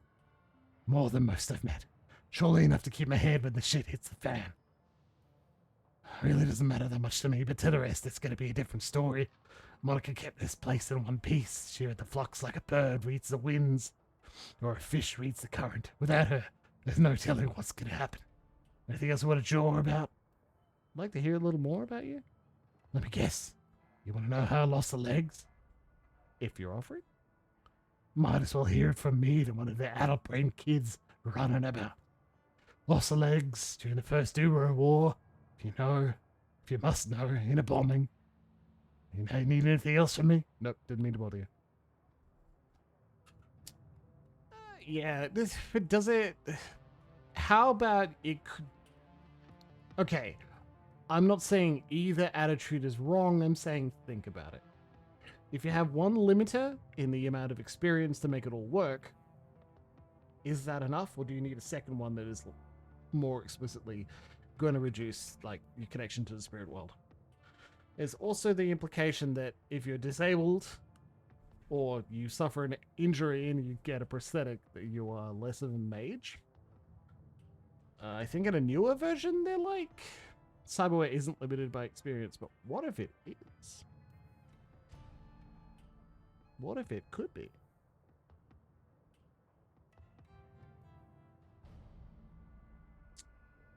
What if you make your cyberware a different karma tree that gives you extra abilities to use with it? And then you are increasing your connection to cyberware, and that is seen as the opposite. And that bypasses the disabled people shouldn't be better spellcasters if they remain disabled. And that's just something that I think about. It's not strictly necessary. The girl with the chip in her head stands with her eyes closed, rocking back and forth. She looks so frail that a light breeze might knock her over, but she somehow stays on her feet. Whether by coincidence or some kind of preternatural junkie awareness, she opens her eyes when you come near. I know you. Name's Pendulum. Maybe by face, if not by name. I'm Pendulum? By face, by name, by cry, or by song. Same Kim is what most people call me. They think I don't know why, but I do. Monica explained. So what have you been up to? The girl absently fingers a chipjack at a temple. I wanted to escape with the children and the captain. We had to get away from the soldiers out of Austria. But it was wrong. All wrong. I was taking them over the mountains. But it was the wrong way. I know it was. It would have taken us straight into Germany, not Switzerland. We should have taken a train, gone to Italy. There we would have been safe. A lot of fascists in Italy at that time. I didn't want it to end badly, so I turned it off. Zach sold me something new. In it, I feel strong. I have a son, and he's destined to save the world. I have to protect him because the machines have come back to kill him before he can become a man. I won't let that happen, because in there I am strong. Though Kim's words are bold, her trembling voice and body betrays someone aching for a fix. Trusting your players to want to explore that story. Yeah, exactly. Shadowrun feels a little bit like D&D in the sense, to me, in the sense that it seems to be designed for long-term play with a lot of advancement written out. Right? Advancement doesn't strictly mean game that is good for long-term play. And the opposite doesn't necessarily remain true either. But certainly mechanically minded people, if they want to be playing a game for some time, some level of advancement and characterization choices are kind of mandatory. And Comrade being the mechanics and combat guy, at least not the one, but certainly one that I play with most frequently, may even corroborate or tell me I'm wrong. How do you feel about Monica's death? Kim hugs her arms close to her body. Sad. She never got to have a family. She'll never get married, never be a mother. Did you think of her as a mum? Maybe. I never knew my own, and Monica did take care of me. Monica said a mother is always mother, always. She hugs herself tighter and stares blankly at the ground. I'll catch up with you another time.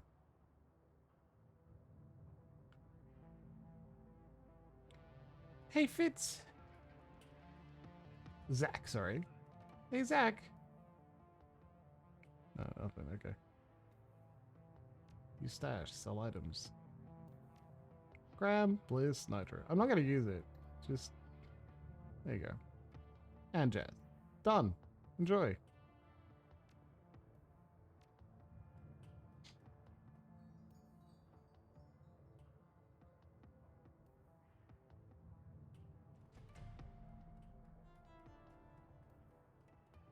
Limited by money.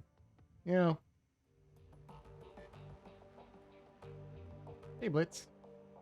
Blitz looks up at your approach. The table beside him is littered with cigarette butts, and a data jack cable dangles from a portable terminal set up by his side.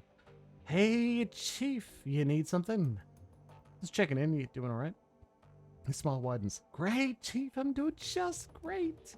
It's real nice to be able to wind down and relax for a change. Never worrying about this ganger or that ganger sneaking up behind me and slipping a knife in between my ribs.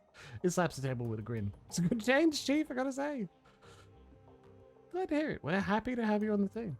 Of course, yeah. He gestures at himself with a flourish. What's not to be happy about?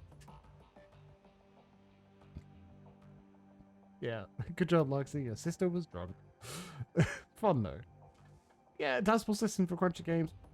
Are you not the I would like a massive pool of dice to click clack in my hands together? Is that your thing?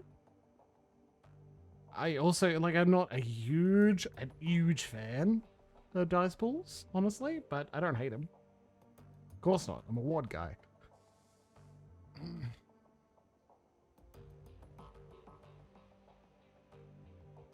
Even then, ward is faster to build pools than determining standard DCs. Hey, settled in. I've got some questions for you. It is kind of satisfying, Cleric. You're not wrong.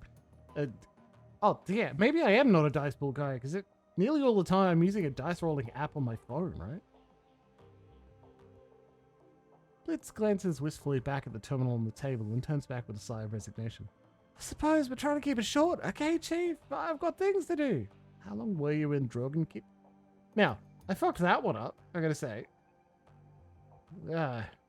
If you want to tell me how to pronounce Dragonfall properly, that'd be good too. I ended up there after the anarchist revolution of 39. I was just a kid back then, too young to realize how good I was, how much money I could have made working in the shadows. He shakes his head, a wistful expression on his face. And so, being young and dumb, I fell in with a gang crowd. That was that.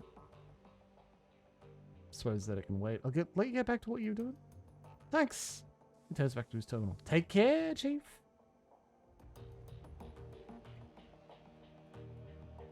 No food, meat food. I think I've said that multiple times. That joke's gonna get old. Hey, Dante. You look down to see a pair of bright eyes set into a scruffy face looking back up at you. Dante, Monica's old dog. Looking down at those huge brown eyes, he sees some intelligence and sadness. On some instinctive level, he must know that his master is gone. Dante lets out a small whine and rubs his head against your leg.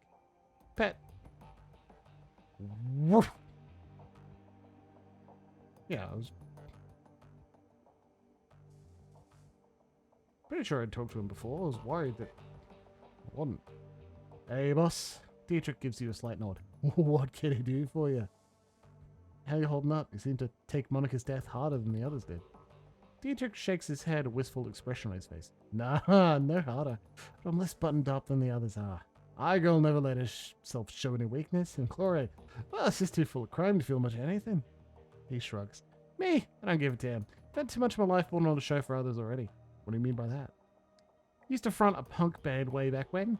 Believe it or not, I spent a pretty good chunk of my life on the stage. If we weren't playing, it was living up to a fans' expectations. Spouting off, getting into fights, getting drunk, getting late. Not a bad life, all things considered. Wait a second, you can sing? He regards you with a critical eye. I was a frontman for a punk band, boss. Fuck no, I can't sing. He grins. But I wasn't half bad at rolling up a crowd. What's the band called? Maybe I've heard it? I doubt it, boss. We never really got any airplay. Since when did airplay have anything to do with good music? Fair point, boss. All right, I'll tell you. The band was called Mr. Kampf. Spelled just like it sounds in big capital letters with an exclamation point. We weren't a big act or anything. We sold a few records here and there, toured around Europe. Same story you'll hear from a bunch of other washed up old relics, I'm sure. Had a decent following in England, old up in London from 31 to 36. Most of our time slumming around the East End. Picked up enough cockney to irritate the folks back home. He shakes his head. Truth be told, that old chapter in my life is a bit of a blur. We didn't do it for the fans, of the fame, we sure as shit didn't care about money. All that mattered to us was staying young and drunk and angry. He takes a moment to examine his gnarled hands, a sad smile on his face. He managed a second too. Good God, where's the time going? Dietrich shakes himself from his reverie and looks back up at you. A familiar, easy grin returns to his face. Well, anyway, boss, everything ends eventually, and I washed my hands of all this years ago. So let's change the subject, if you don't mind. Okay, then. Any thoughts about that last run you want to share? Well, we found Winters. That's something, I guess. The whole thing has me feeling uneasy, boss, but at least we have a direction to look in. How'd you go from fronting a band to running the shadows? Wasn't as big a leap as you'd think. I already had a healthy disrespect for authority, and I add the magic to back it up. One nice thing about shamanism, as long as you keep your idol happy, it doesn't matter what you do, else you do. Dragon Slayer chose me to be his servant, and as long as I was scrapping with someone bigger than me, he didn't much care about whether I did it on stage or shadows. Tell me about the Dragon Slayer. He shrugs. There's not much to tell. He chose me when I was just a kid. I could always feel him in my heart, goading me to laugh louder, hit harder, and get rowdier than the rest. Of course, the family didn't understand, but the hell with him, I thought. I knew I was destined for greater things.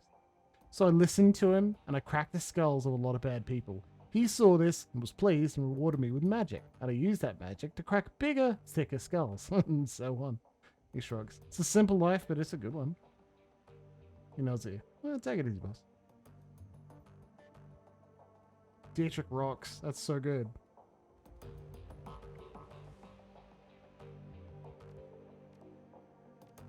That's it? I can't... Okay. It's fucking... Into the stash. Yeah, there we go. And we have Marble there. Perfect. Good. Iga. Iga turns to face you. There's a pained look on her face. Look, I owe you an apology. Damn right you do. Angry, huh? Oh, that's okay. You got a right to be. Monica died, I was pissed. probably doesn't come as a huge surprise, but I took that anger out on you and I shouldn't have. Seeing Winter's body like that was enough to convince me. You couldn't have done anything to help Monica, and I couldn't have either. We're dealing with something new. Monica was a good friend of mine. Her death hurt. I got carried away and I said some things I shouldn't have. I want to apologize for that. Her body relaxes. She begins to turn away. Anyway, that's all I wanted to say. There are a few things that I want to say. She stops and turns back to face you. You can see the wariness behind her eyes. Go ahead. Nobody's stopping you. I accept your apology, but if you ever insult me in front of the team again, you're going to regret it. That's a promise. She nods appreciatively. Some backbone. That's good to see. Don't worry, Pendulin, I won't question your competence again. Not in front of the others, at least. But I won't lie, I still have some concerns about you. What kind of concerns? Basic ones. I don't want to see history repeat itself. What history are you talking about? I'd rather not go into it, fearless leader. Let's just say that I've had bad luck with underexperienced teammates and leave it at that. She turns away. You should go, fearless leader. I've got prep work to do for our next run. You've got more important things to do than watch me pack my gear. Alright. Do you even know where we're going next? Jeez. Gloria's expression remains distant, but her lips curl upward into the hint of a smile. Pendulum, need something? Everything still okay with you? You never need to worry about me, Pendulum. I'm fine. You can't have started running the shadows much more than 5 years ago tops, so what's with the vintage chrome? That's not a story I'm interested in telling out of context. If you really want to get into it, we're going to need to go back, way back. She stares at you with her cold dead eyes. I'm not sure you want to do that. You said you'll give me answers when we talk about your past, so let's talk about it. Why do you care? There's no hostility in her voice. If anything, she sounds suspicious. Because I'm the leader of this team, and I need to know as much as I can about the runners who are working with me. She pauses for a moment, considering.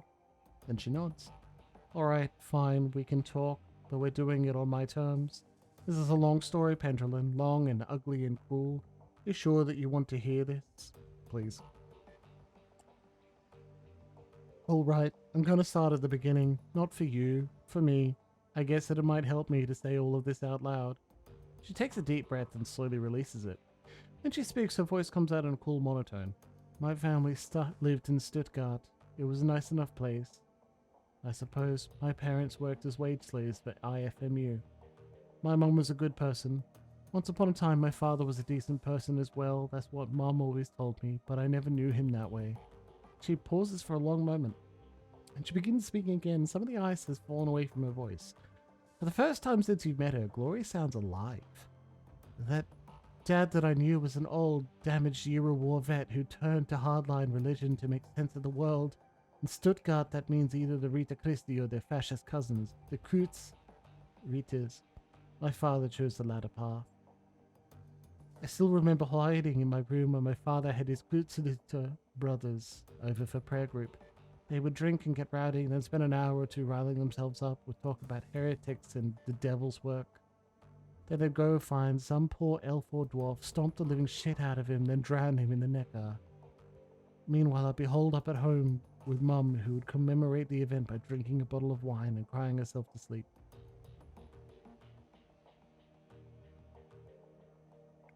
I'm sorry, Glory. No child should have to grow up around that. Thanks, Pendulum. This is difficult for me. Thank you for making it easier. Anyway, aside from the fact that my dad and his buddies were a bunch of murderous assholes, life was pretty normal. I went to school, made friends, hung out with my mum, kid stuff. Then I turned 14 and everything went to shit. Gloria pauses and swallows hard. Ever so slightly, her cheeks flush red. Suddenly, she looks self-conscious, as if she's snapped out of a trance. As quickly as it came, the flush of emotion disappears. Her voice frosts over. I don't want to talk about this anymore. You don't need to say anything you don't want to, but if you ever want to talk, you know where to find me. Thank you for your understanding. Gloria looks at you through cold, dead eyes. Now let's get back to the job at hand, shall we?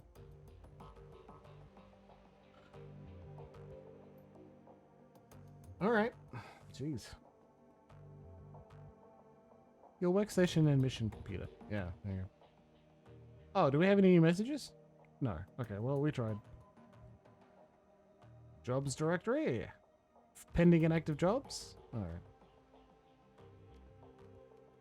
Claim payment for soul. Pay data. Antiquities delivery schedule. Nice! 495! Do we have anything more? I don't think we do. Postpaid out for sale. No, nothing. Cool. Alright, personnel files. No, good. We'll do that later. I want to see if we can get into combat. You know? Figure out what our next run is. Hey, Paul. Untold's expression is harder than we've seen it before. When he speaks, his voice is grim. Iga has told me of Greenwinter's death. She said that he died in the same manner that Monica did. It wasn't a pretty sight. Amsel nods gravely. I know that you and Iga have had your differences. I will tell you that she was badly shaken by the sight of Winter's body. She also mentioned that you found something Winter's safe, a package full of burial discs. May I see them? Of course. Good God. Gingerly, Amsel lifts a disc from the bundle and holds it to the light. Slowly he begins to turn it in his hand, causing rainbow patterns to shimmer across its surface. I haven't seen one of these since I was a boy. This is a DVD-RW, a data storage medium from the mid-2000s. I'm amazed that Winters was able to find a device that could play it.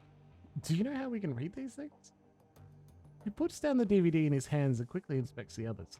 The first disc that I looked at might be readable. The others are damaged, some severely so. I have my doubts about them. For now, let's concentrate on the undamaged disc. There's a little shop outside the data haven. Talk to the proprietor, Melly Toily. She might be able to help. Tell her to put the cost of the device on my account. I'm on it. Talk to Mellon about playing back a DVD. Alright, fair enough. So these sort of minor fetch quests, game design wise, are trying to make sure that you go out and speak to essentially everyone in the Krutzi Bazaar, whatever it is, one of the two, to make sure that you like do that. And it's actually pretty important. Great Bazaar. Thank you, damn it. Yep, worth it. Welcome back. What can I do for you? I'm looking for something that can play back a DVD-RW. Really? That is old tech. Very old, in fact. Just a moment, I'll go look. She turns to rummage through a bin of obsolete components at the back of the stall. Ah, yeah, here we are. A dwarf wrestles a mid-sized flat-screen display out of the bin. This display has old enough hookups to connect to a DVD...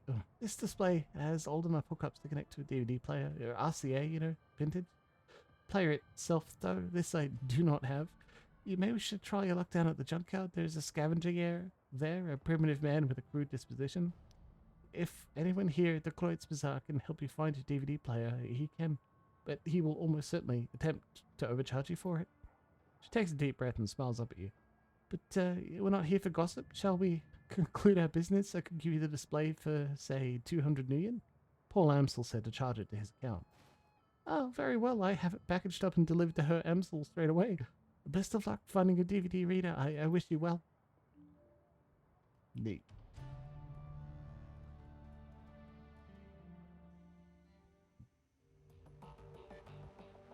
Here you go, Paul. Time to go to the junkyard. Oh no, we just go straight there ourselves. Okay, sweet.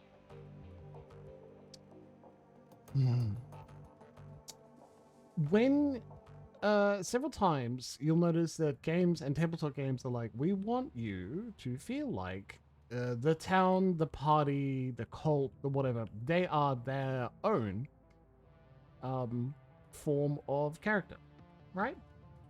And part of that necessary process is not just putting names to NPCs and personalities to NPCs, but having some sort of iterative loop on your tabletop game that makes people return to them and talk to them. I do this in my Strength of Thousands game just by looking at my list of NPCs, and whenever there's a slightly more freeform section, a downtime section, where I'm like, okay, what do you get up to?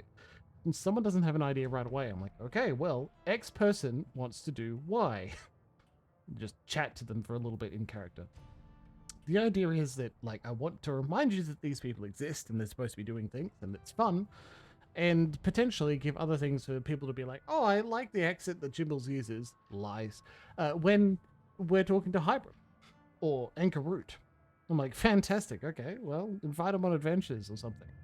And this, of course, allows the narrative designer, someone to create more engagement by threatening them, but also allows you to say, have one of your characters date an NPC. And if you're not uncomfortable with that, adds a lot to your role-playing game. Not just because you get to enjoy flirting with a friend with a shell in front of your face, but still good. Shreddy. A stout old man looks up from whatever old tech he's tinkering with to squint at you through thick, old-fashioned glasses. He pushes them up with an oil-stained finger as he straightens up to nod at you. He speaks with a gruff but well-meaning tone, heavily accented with German tonality. Guten Tag. What can I do for you? Mallet tells me you're the man to speak to about DVDs. The little shrew sent you my way, huh? Shroddy's smile broadens. Will wonders never cease? Well, introductions are in order, I suppose. Shroddy Bookman at your service. The old man raises a grimy hand in salute. Need something salvaged? Some old components, videlict? I'm indeed your man. Wonderful. How about that DVD player? Well, let's see. I think I've got something that'll work for you. Shorty rummages through the junk heaped on the table behind him. A few seconds later, he snatches a battered plastic lozenge shape from the pile. Ah, here we go, an old Korean player that I dug up last week. 2010 model, a real beauty. Shroddy's smile broadens and he gives you a conspiratorial wink. I fixed her up and got her running, but without any discs to read. I've mostly been using her as a paperweight. Sounds like you like what I'm looking for. How much do you want for it? Shorty glances back at the DVD player, a rueful expression on his face. Well, I'll admit I'm a little loath to part with her. There are plenty of folks out there who'd really appreciate an older player such as this, and I don't know what your intentions are for it. I suppose given the time and trouble I took putting her back together, I'd be willing to part with her for, say... Shorty's eyes dart over your gear, a calculated expression on his face. About 500 new yen? I'm short on cash right now. Could I offer you something in trade? The old man pauses for a moment, considering. I'll tell you what, a few months ago I had, call it a difference of opinion with that Burakazi fellow from the soy cap shop. He hasn't let me into his establishment since, and I'd sell my mother for a decent cup of coffee. Think you're right, comrade. You get me a cup of Turkish coffee, the real stuff, not that fake junk, and I'll give you the DVD player. Sound like a deal? Hand him your coffee. As it happens, I have a mug right here. Ah, thank you.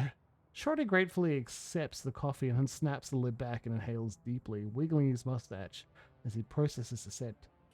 Oh, yep, that's the real stuff, all right. Shorty gingerly picks up the ancient device from the table and presses it into your hands. The plastic is scuffed and worn, and it rattles a bit when you move it. Give her some good use, okay? Sniff, sniff.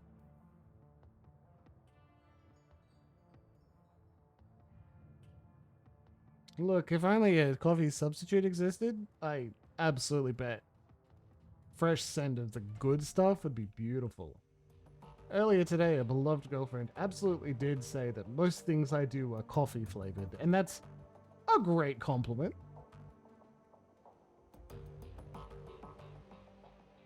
Seems that Amsel has assembled a team in your absence. They stand in a group around the old display that you had Malit delivered. On the faces you see excitement and apprehension, curiosity and dread. Pendulum, have you procured a DVD reader? Hand Amsel a DVD player. I have, it's right here. Good, this should only take me a moment. Amsel disappears behind the ancient display. After a few minutes of fiddling with the spattered inputs, he reappears, a satisfied look on his face. Everything appears to be functional. The disc should be ready to play. Well, don't keep us in suspense. Start the damn thing already. Pendulum went to the trouble of fetching everything. Let him do the honors. Amsel steps back, clearing a path for you to access the antique machine. Watch DVDs.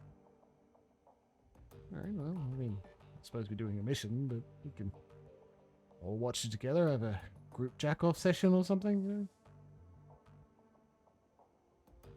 Gotta do something to pass some time, right? And play a role-playing game, go on a Shadowrun, jacket, just jacket for a while.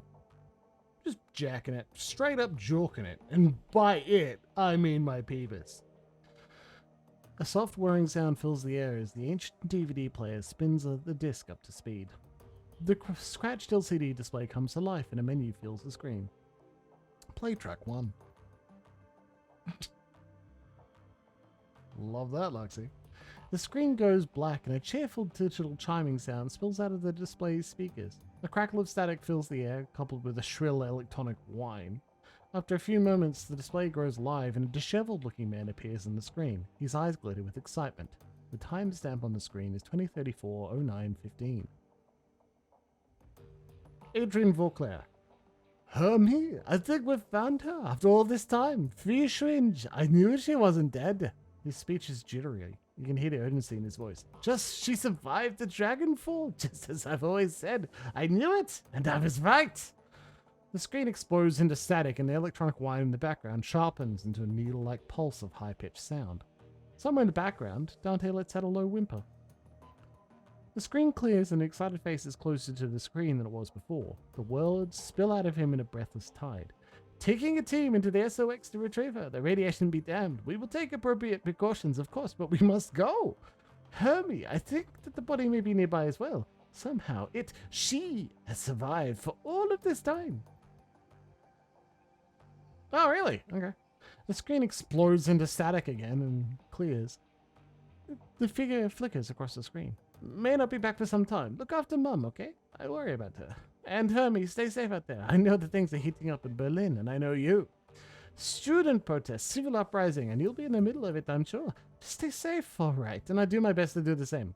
I don't know what's going to happen when I step into SOX, but I do know one thing. If the Fire Wing is still a danger, I will put an end to her once and for all. The display grows black, and the background whine fades away. A moment later, you find yourself deposited back at the menu screen. Play track 2. Screen goes black for a moment. Then a figure appears on screen. Your late client, Green Winters. His elbow is planted on the table he's seated at, and his chin rests upon his palm. The other hand is wrapped around a bottle of cheap whiskey. The timestamp on the video is 2053-12-25. Found the message Adrian left me all those years ago. Got it cleaned up as best I could. Strange hearing his voice again. He pauses to take a long pull on the bottle. It's good to hear him, even if he did insist on calling me Hermie. Dr. Adrian Vauclair, the hero of the people, the dragon slayer, my brother. He grimaces and rubs his eyes. Hard to believe. It's almost been 20 years. Alright, so I'm going to start recording these DVDs again for me, for Adrian, whoever might wind up watching them. Every time I do this, it winds up feeling like a waste of time, but I keep doing it anyway on the off chance I find something important. I stumble into the clue that leads me to my brother. I know that I'm going to want it on film. I've been doing this for almost 20 years now, after all. No sense in quitting now. Christ. 20 years. All this time and still no leads, even with all of my contacts and my resources. He takes another long swallow of cheap liquor. Even with my legendary bullheadedness, I've made no progress at all. I haven't turned up a single goddamn thing. Want to hear something funny? The closest I've gotten to the clue was a rumor. Apparently a team emerged from the SOX a while back. Nobody's clear on the date, but get this. He leans into the camera and gives a conspiratorial wink. Supposedly they vanished without a trace. He upends the bottle, drains it, slams it back down to the table. His eyes are rimmed with red. Not much of a rumor considering. I already know that you're gone, big brother. I live with that every day. Abruptly, Winters leans forward and reaches for something off screen. The display goes black. A few seconds later, the main menu returns. Track 3. There's a grinding sound from the DVD tray and Green Winter's image appears on screen. There's an eager look on his face. Timestamp reads 2054-10-12. Stumbled upon this archival footage of Feuerschwinge's original attack, months before the Dragonfall. Easy to forget how devastating it was. Adrian saved a lot of people by bringing her down. I've got the footage all queued up to play, starting it now. Additional comments to follow. The slow whir of the DVD player shifts to a high-pitched whine. A distorted, wavering image blooms into being on the screen. A timestamp in the upper right corner of the screen marks the date. July 6th, 2012. Oh, cool. It's difficult to make out what you're seeing at first. The scene is dark and smoky, and the telltale flashes of emergency vehicle lights flicker on the periphery of the screen. The camera pushes in, and you can make out two figures standing in a ruined landscape. All at once, the sound cuts in. Again, for those of you just joining us, we are coming to you live from Stolberg. A few hours now, the Dragon Feuerschwinge launched an unprovoked attack on the sleepy Haas Mountain town, and you can see the results behind me. Fire, ashes, and blood. We are joined tonight by a survivor of this latest and most horrifying attack. The reporter turns to face a pale man standing behind him. So I understand that you've been through a terrible ordeal. Thank you for taking the time to speak with us tonight.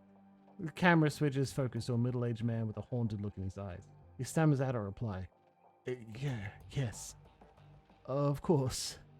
If you could, sir, could you please tell the people at home about your experience of the attack? It was horrible. Just pure chaos. So many people are dead. People I knew, roasted alive or trampled to death trying to escape. My own house was burned to the ground during the attack. My family, we have nothing now. You made it, you all made it through the attack though? Your wife, your kids? Yeah, we all made it, thank God. We rode out the attack in a small shelter, me, my wife, and our two daughters. The shelter, it protected us, but the heat was just unbearable. We couldn't have stayed in there much longer than we did. How long were you holed up in there? 3, maybe 4 hours? I don't know. We just stayed inside until the heat died down and the screaming stopped. And what happened after that?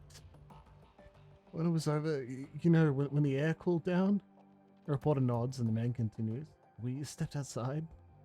There was nothing left, just smoldering wreckage and this dense cloud of black, oily smoke and the stench in the air.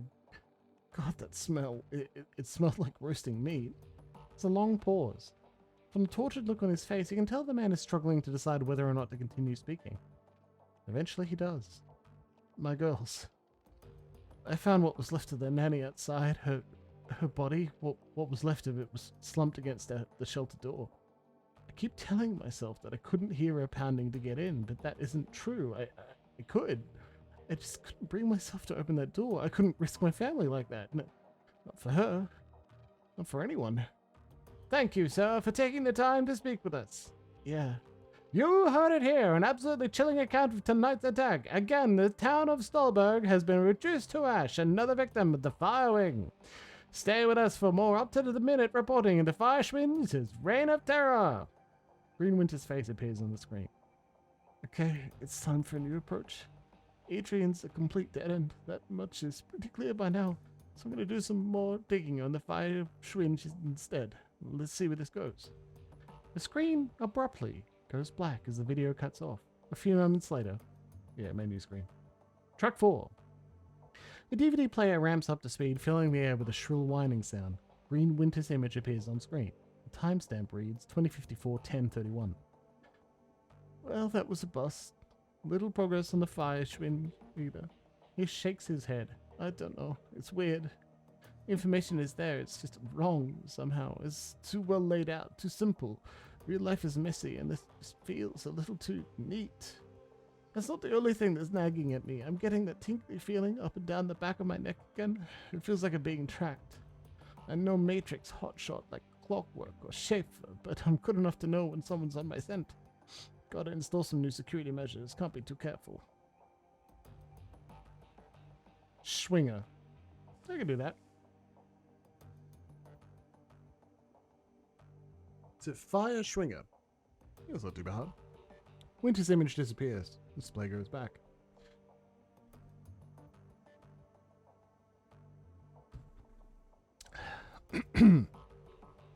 The face of Green Winter's winks onto the screen. He's seated at a computer off to his left, an enormous monitor fills the screen. His voice carries an edge of panic. The timestamp on the video reads 2054-1109. Christ, I'm getting too close to something. There's a trail of bodies and there have been disappearances. Gearbox, Marcian, Peregrine, all disappeared within the past few years. Gearbox just went AWOL yesterday and they were all making the same sorts of inquiries about the fire ring that I have been. There are ghost stories spreading around the Decker community, stories about Deckers disappearing and then showing up again later, but wrong somehow. Scary stuff, but I'm starting to think that it's true. Blitz leans in to whisper to you. I know the stories he's talking about, Chief. Never really put much stock in him, not until now. could these rumors be related to what's happening here? Am I being paranoid? He pauses for a moment as if seriously considering the question. Then he shakes his head and slams his fist on the table. No, I don't think so. Something big is happening here, and I'm right in the middle of it. Iger cuts in. That's a bit of a leap. One other thing. Tolstoy told me a story about a kill team that might be related to all of this. Apparently a decker named Hellebore posted a theory about Feuerschwinge. Yeah, Feuerschwinge to the Shadowrun BBS about 5 years ago. About an hour later, a mil-spec team showed up in meat space and cooked her entire apartment with her in it. If what Tolstoy told me was true, Hellebore live posted the event. She described her killer with this great big orc with skin grafts, and the whole thread disappeared, gone without a trace. Leap? Iger, love? Sounds like he's on the right track to me. Iger holds her silence, but concedes the point with a small nod. On the screen, Winters pauses. It looks like he's waking up to something. Finally, he speaks. I've just got to go ahead and say it. This has got to be Feuerschwinge. All of it. Oh, Adrian was right about her. She's still alive and she's out of the SOX. She's covering her tracks, working the shadows, preparing to rise again. And that means I have to find you, Adrian, for everyone's sake. Thankfully, I've got a lead. First time in 2 decades, I've got a solid goddamn lead. I backtraced all of the Matrix nodes that Hellebore was looking into back before she got cooked. Whoever's been purging the Matrix didn't think about that, and I found that she'd turned up. Winter stabs a few keys on his keyboard, and an image expands to fill the screen of his monitor. A satellite photo of a rural landscape annotated with GPS data. A set of map coordinates. So now, I've got a target, a place to start digging. The half-field manor conveniently located in an isolated stretch of countryside miles away from prying eyes. Matrix records indicate that some sort of data vault exists beneath the estate, so that's what I need to get into. And this is where we came in. As if on cue, a familiar image winks onto the monitor to Winter's left. Monica. I think I'm going to tap Schaefer for this job. She's got the skills to bypass whatever security they're running out there, and she's gullible enough to take the job in the first place. I'll feed her some line about Flux State security, and she'll eat it up with a spoon. I warned her? Amsel's voice is choked with rage. I warned her! On the display, Winter's mouth parts into a broad grin. Time to put my plans into motion. By this time tomorrow night, I should have the information that I need. And on the off chance that Schaefer gets taken out, well, that'll tell me something too. Can't make an omelette and all that. Until then. Main menu, track 6. When you play the 6th track, a small video window appears. You recognize the scene in the window. You're looking at the tattered drapes and nicotine-stained wallpaper of Winter's hotel room at the Dust Castle house. The timestamp on the video reads 2054-11-10. There's a blur of motion. The haggard form of Green Winters lumbers into frame. Suspicions confirmed. Schaefer dead. Christ. Winters reaches a shaking hand off camera. A moment later, it returns, clutching a cheap plastic drinking glass. He gulps something down, wipes his mouth with the back of his hand, and takes a deep breath. Okay. Back up, slow down. Stop from the beginning. Winters closes his eyes and makes a visible effort to calm himself. When he speaks again, his voice is steady. Got the call from my contact in the cruise.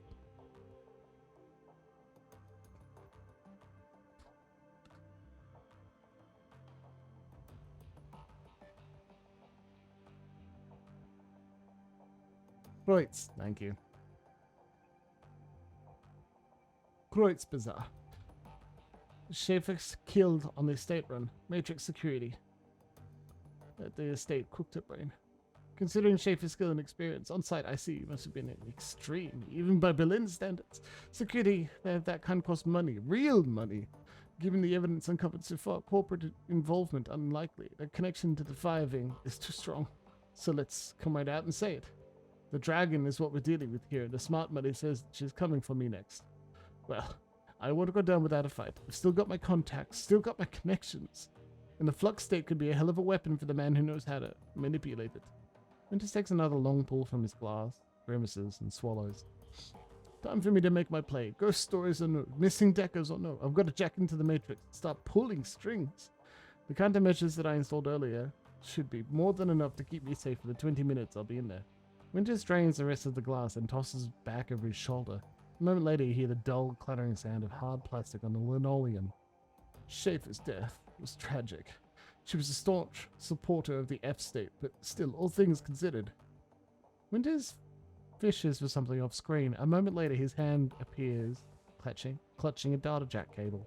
Better hurt than me. He plugs the cable into his head, and the screen cuts to static. As your finger nears the eject button, the black screen cuts in over the static. A moment later, Green Winter's haggard face appears. If you're watching this, then I guess they caught up with me. They will be after you too now. Blitz whispers into your ear again, more harsher this time. What the hell is this? Why didn't you warn me about this before I came here? Not now, Blitz.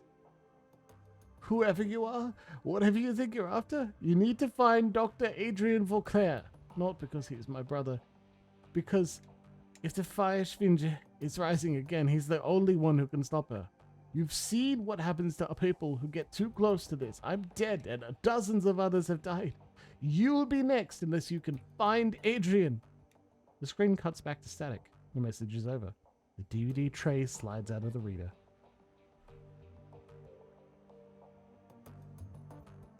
I kind of wish we were just watching porn. That is just so sad. The room goes quiet as everyone struggles to process what you've just seen on the DVD. Finally, Diedrich breaks the silence. The dragon. Son of a bitch. Green Winners sent us up against the dragon. The Firewing. The Firewing? Amsel's voice is thick with dread. She lives. I'm really starting to regret the fact that I didn't just stay at the hotel. Iger ignores him. Wait a second, we don't know for certain. Diedrich lays a hand on Iger's shoulder. The evidence seemed pretty convincing to me, love. I'd even take it a step further. I think the secret facility that you stumbled into was her lair. The room falls silent.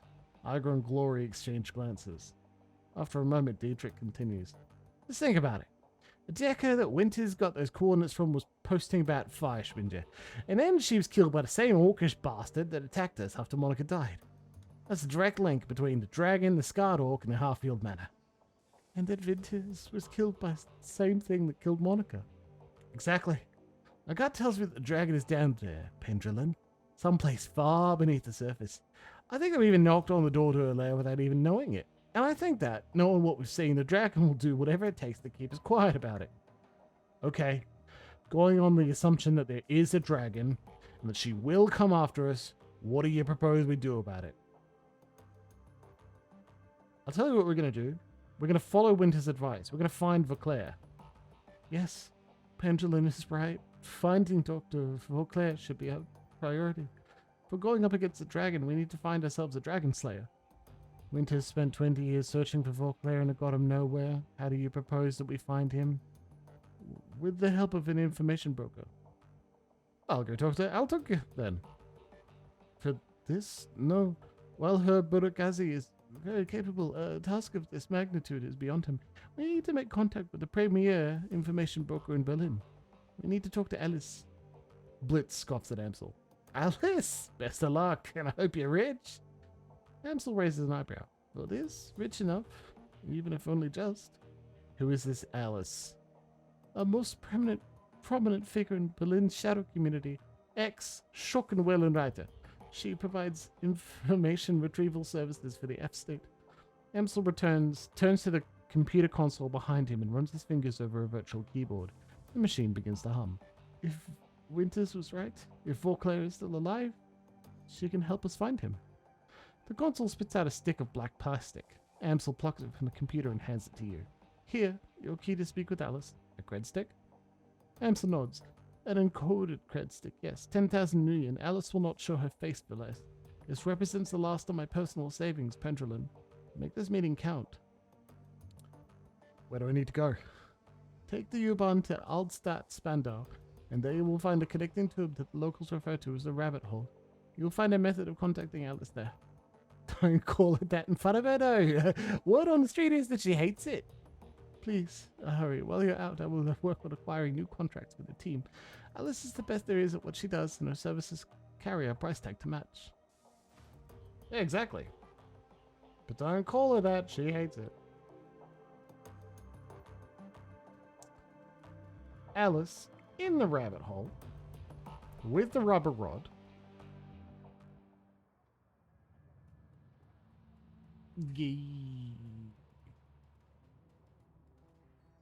Bonk.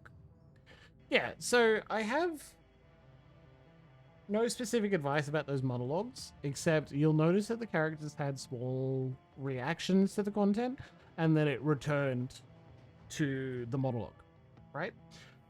I try to encourage other players to do the same.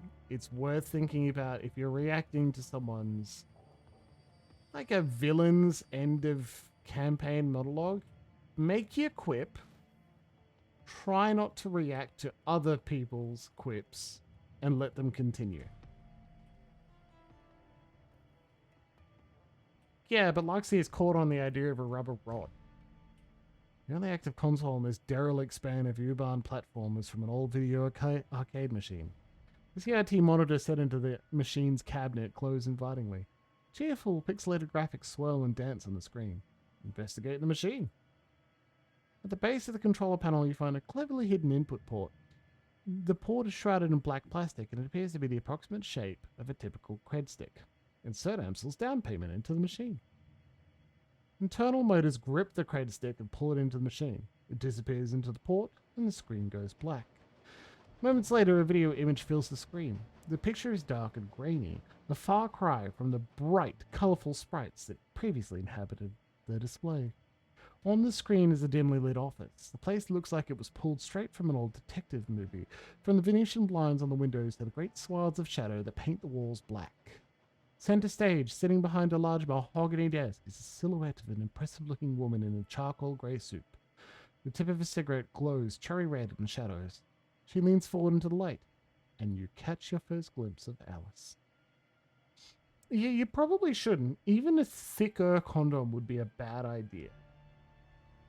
Because unless you've sanded down and smoothed out the edges, and it's not rusty at all, like, you could still catch and tear. Her face is all hard planes and sculpted angles with high cheekbones and almond eyes. Her lips are painted a frigid blue, but the look in her eyes is even colder. Her head of lustrous black hair is interspersed with flowing streams of cyan light.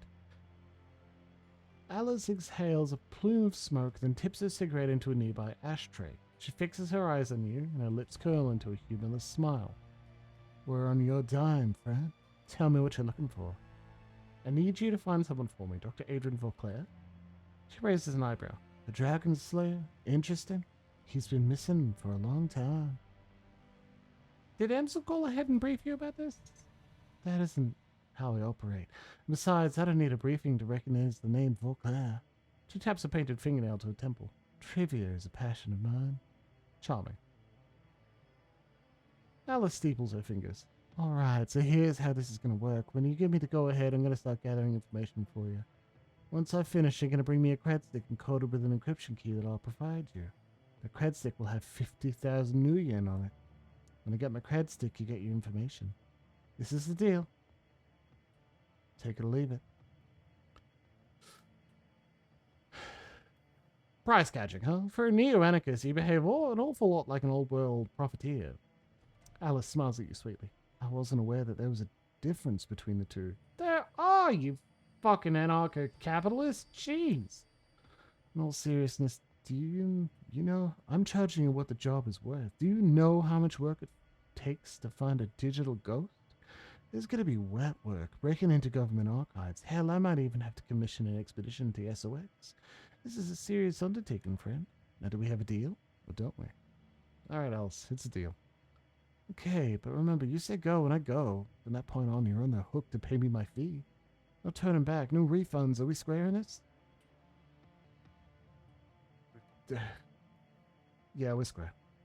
Good, I'll be in touch. Screen goes black. Moments later, the machine reboots.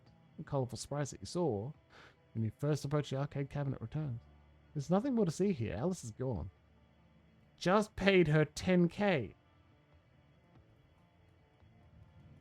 It's not a leftist meaning you better razz up someone. They say, oh yeah, I think your praxis isn't adequate. You go, oh yeah, I think your praxis isn't adequate.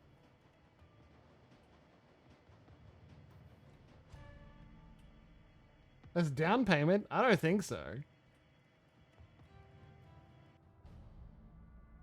I think it was straight up 10k. Do you think she'd give it back? They were like little machine grabby hands that just stole the bits. Stole the cred chip, even before. Let's look us up at your approach. The table beside him is littered with cigarette butts. Now that you're all settled in, I've got some questions for you. Blitz glances wistfully back at the terminal on the table and turns back with a sigh of resignation. I suppose, but try to keep it short, okay, Chief? I've got things to do. You're a member of a drug gang. Why should I trust you? Why wouldn't you, Chief? Just look at me. He does his best to give you a winning smile. I'm a trustworthy guy. Prove it. Tell me about the gang you ran with. Well, I don't know all that much, Chief. I wasn't a member of gang leadership or anything. I'm not really sure why you care either. It doesn't matter why I care. Just tell me. He rolls his eyes. That's what it'll take for you to trust me. Fine. Anything for you, Chief. Well, where do I begin? When I first arrived at the Dragon Keep, I spent some time taking lay of land. The Schwarzerherzen were still a pretty small gang, strictly street level, but I could tell they were going places. I did a little pro bono decking for their leader, a fat little dwarf named Dieter. Oh.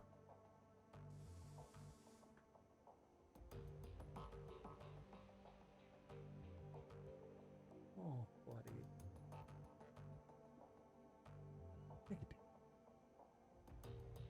We're a drug gang, the Schwarzerherzen. We're decent enough folks. I made a lot of money with them, helped them take the hotel in the first place.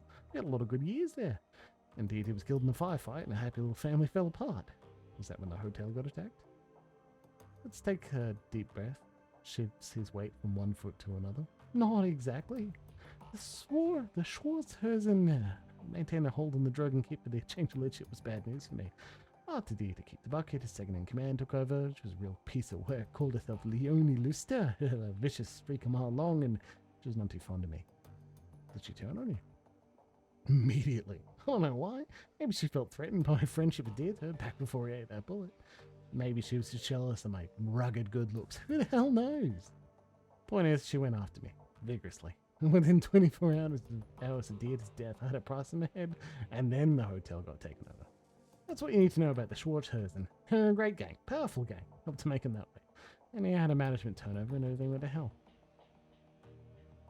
Blitz rocks back on his feet, his hands in his pockets. That's it, end of story. Anything else you want to talk about? Wait a second, that wasn't it. There are some pretty big holes in that story. Come on, Chief, this is all ancient history. Wouldn't you rather talk about the future? The runs we're going to go on, the money we're going to make. Blitz, tell me what happened between Master putting a price on your head and the hotel getting attacked. Alright, Chief, fine, if that's what it'll take to make you happy. So I was in a bind, right? Members of the Schwarzerherzen, who were loyal to Lister, were all out for my blood, and none of the others were going to stick their necks out for me. That's the advantage of being a ganger is protection in numbers. When those numbers turn on you, you've got to get creative if you want to stay alive. What did you do? Blitz taps the plastic of his data jack. Well, I had to. Lister declared war on me, so I retaliated. And I won. All without ever firing a shot. It's not an answer. Blitz sighs. You won't be satisfied until I spell it out, will you? Okay, fine. I hacked into Lister's computer and sent all of the information to a rival organization. Remember Frank from the hotel? He was my liaison. They hit the Schwarzerherzen, they hit him hard. And they took the hotel. And then they took me. I'll admit that the plan backfired a little. You did what you had to do. In your place, I'd probably have done the same. Let's out a sigh of relief. Thanks, Chief, I knew you'd understand. If you don't mind, I'd like to get back to what I was doing. And gives you a lazy salute. We'll talk later. And I'm sure. And Chief, I'm glad to be a member of the team. But this team is finishing up for the night. It is 2 weeks until we come back to more Shadowrun. I am glad that the game didn't break itself again. We should all be impressed with it. Harebrained schemes. Managed to have a game that didn't die. With one episode. And I don't have to replay up to this point, because I gotta tell you, if it breaks, that's it. Thank you very much for playing, my friends. But that's the end of Shadowrun. However, we get to continue having such a very good time going live. There were drop bears in Shadowrun. Nice. Now, I'm enjoying exploring the world. I gotta tell you, it is highly enjoyable to go through and just, like, play through a bit of Shadowrun.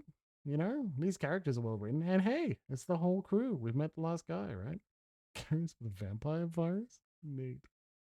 Anyway, I'm going to say goodnight because I want to go help out with baby K. I will see you again for Wednesday night and more Kingdom Hearts. I'm very excited for more Kingdom Hearts. Please join me. Otherwise, remember to look after yourself. The long weekend may be over, but we should all give a deep and sincere thanks to Judas who arranged it for us.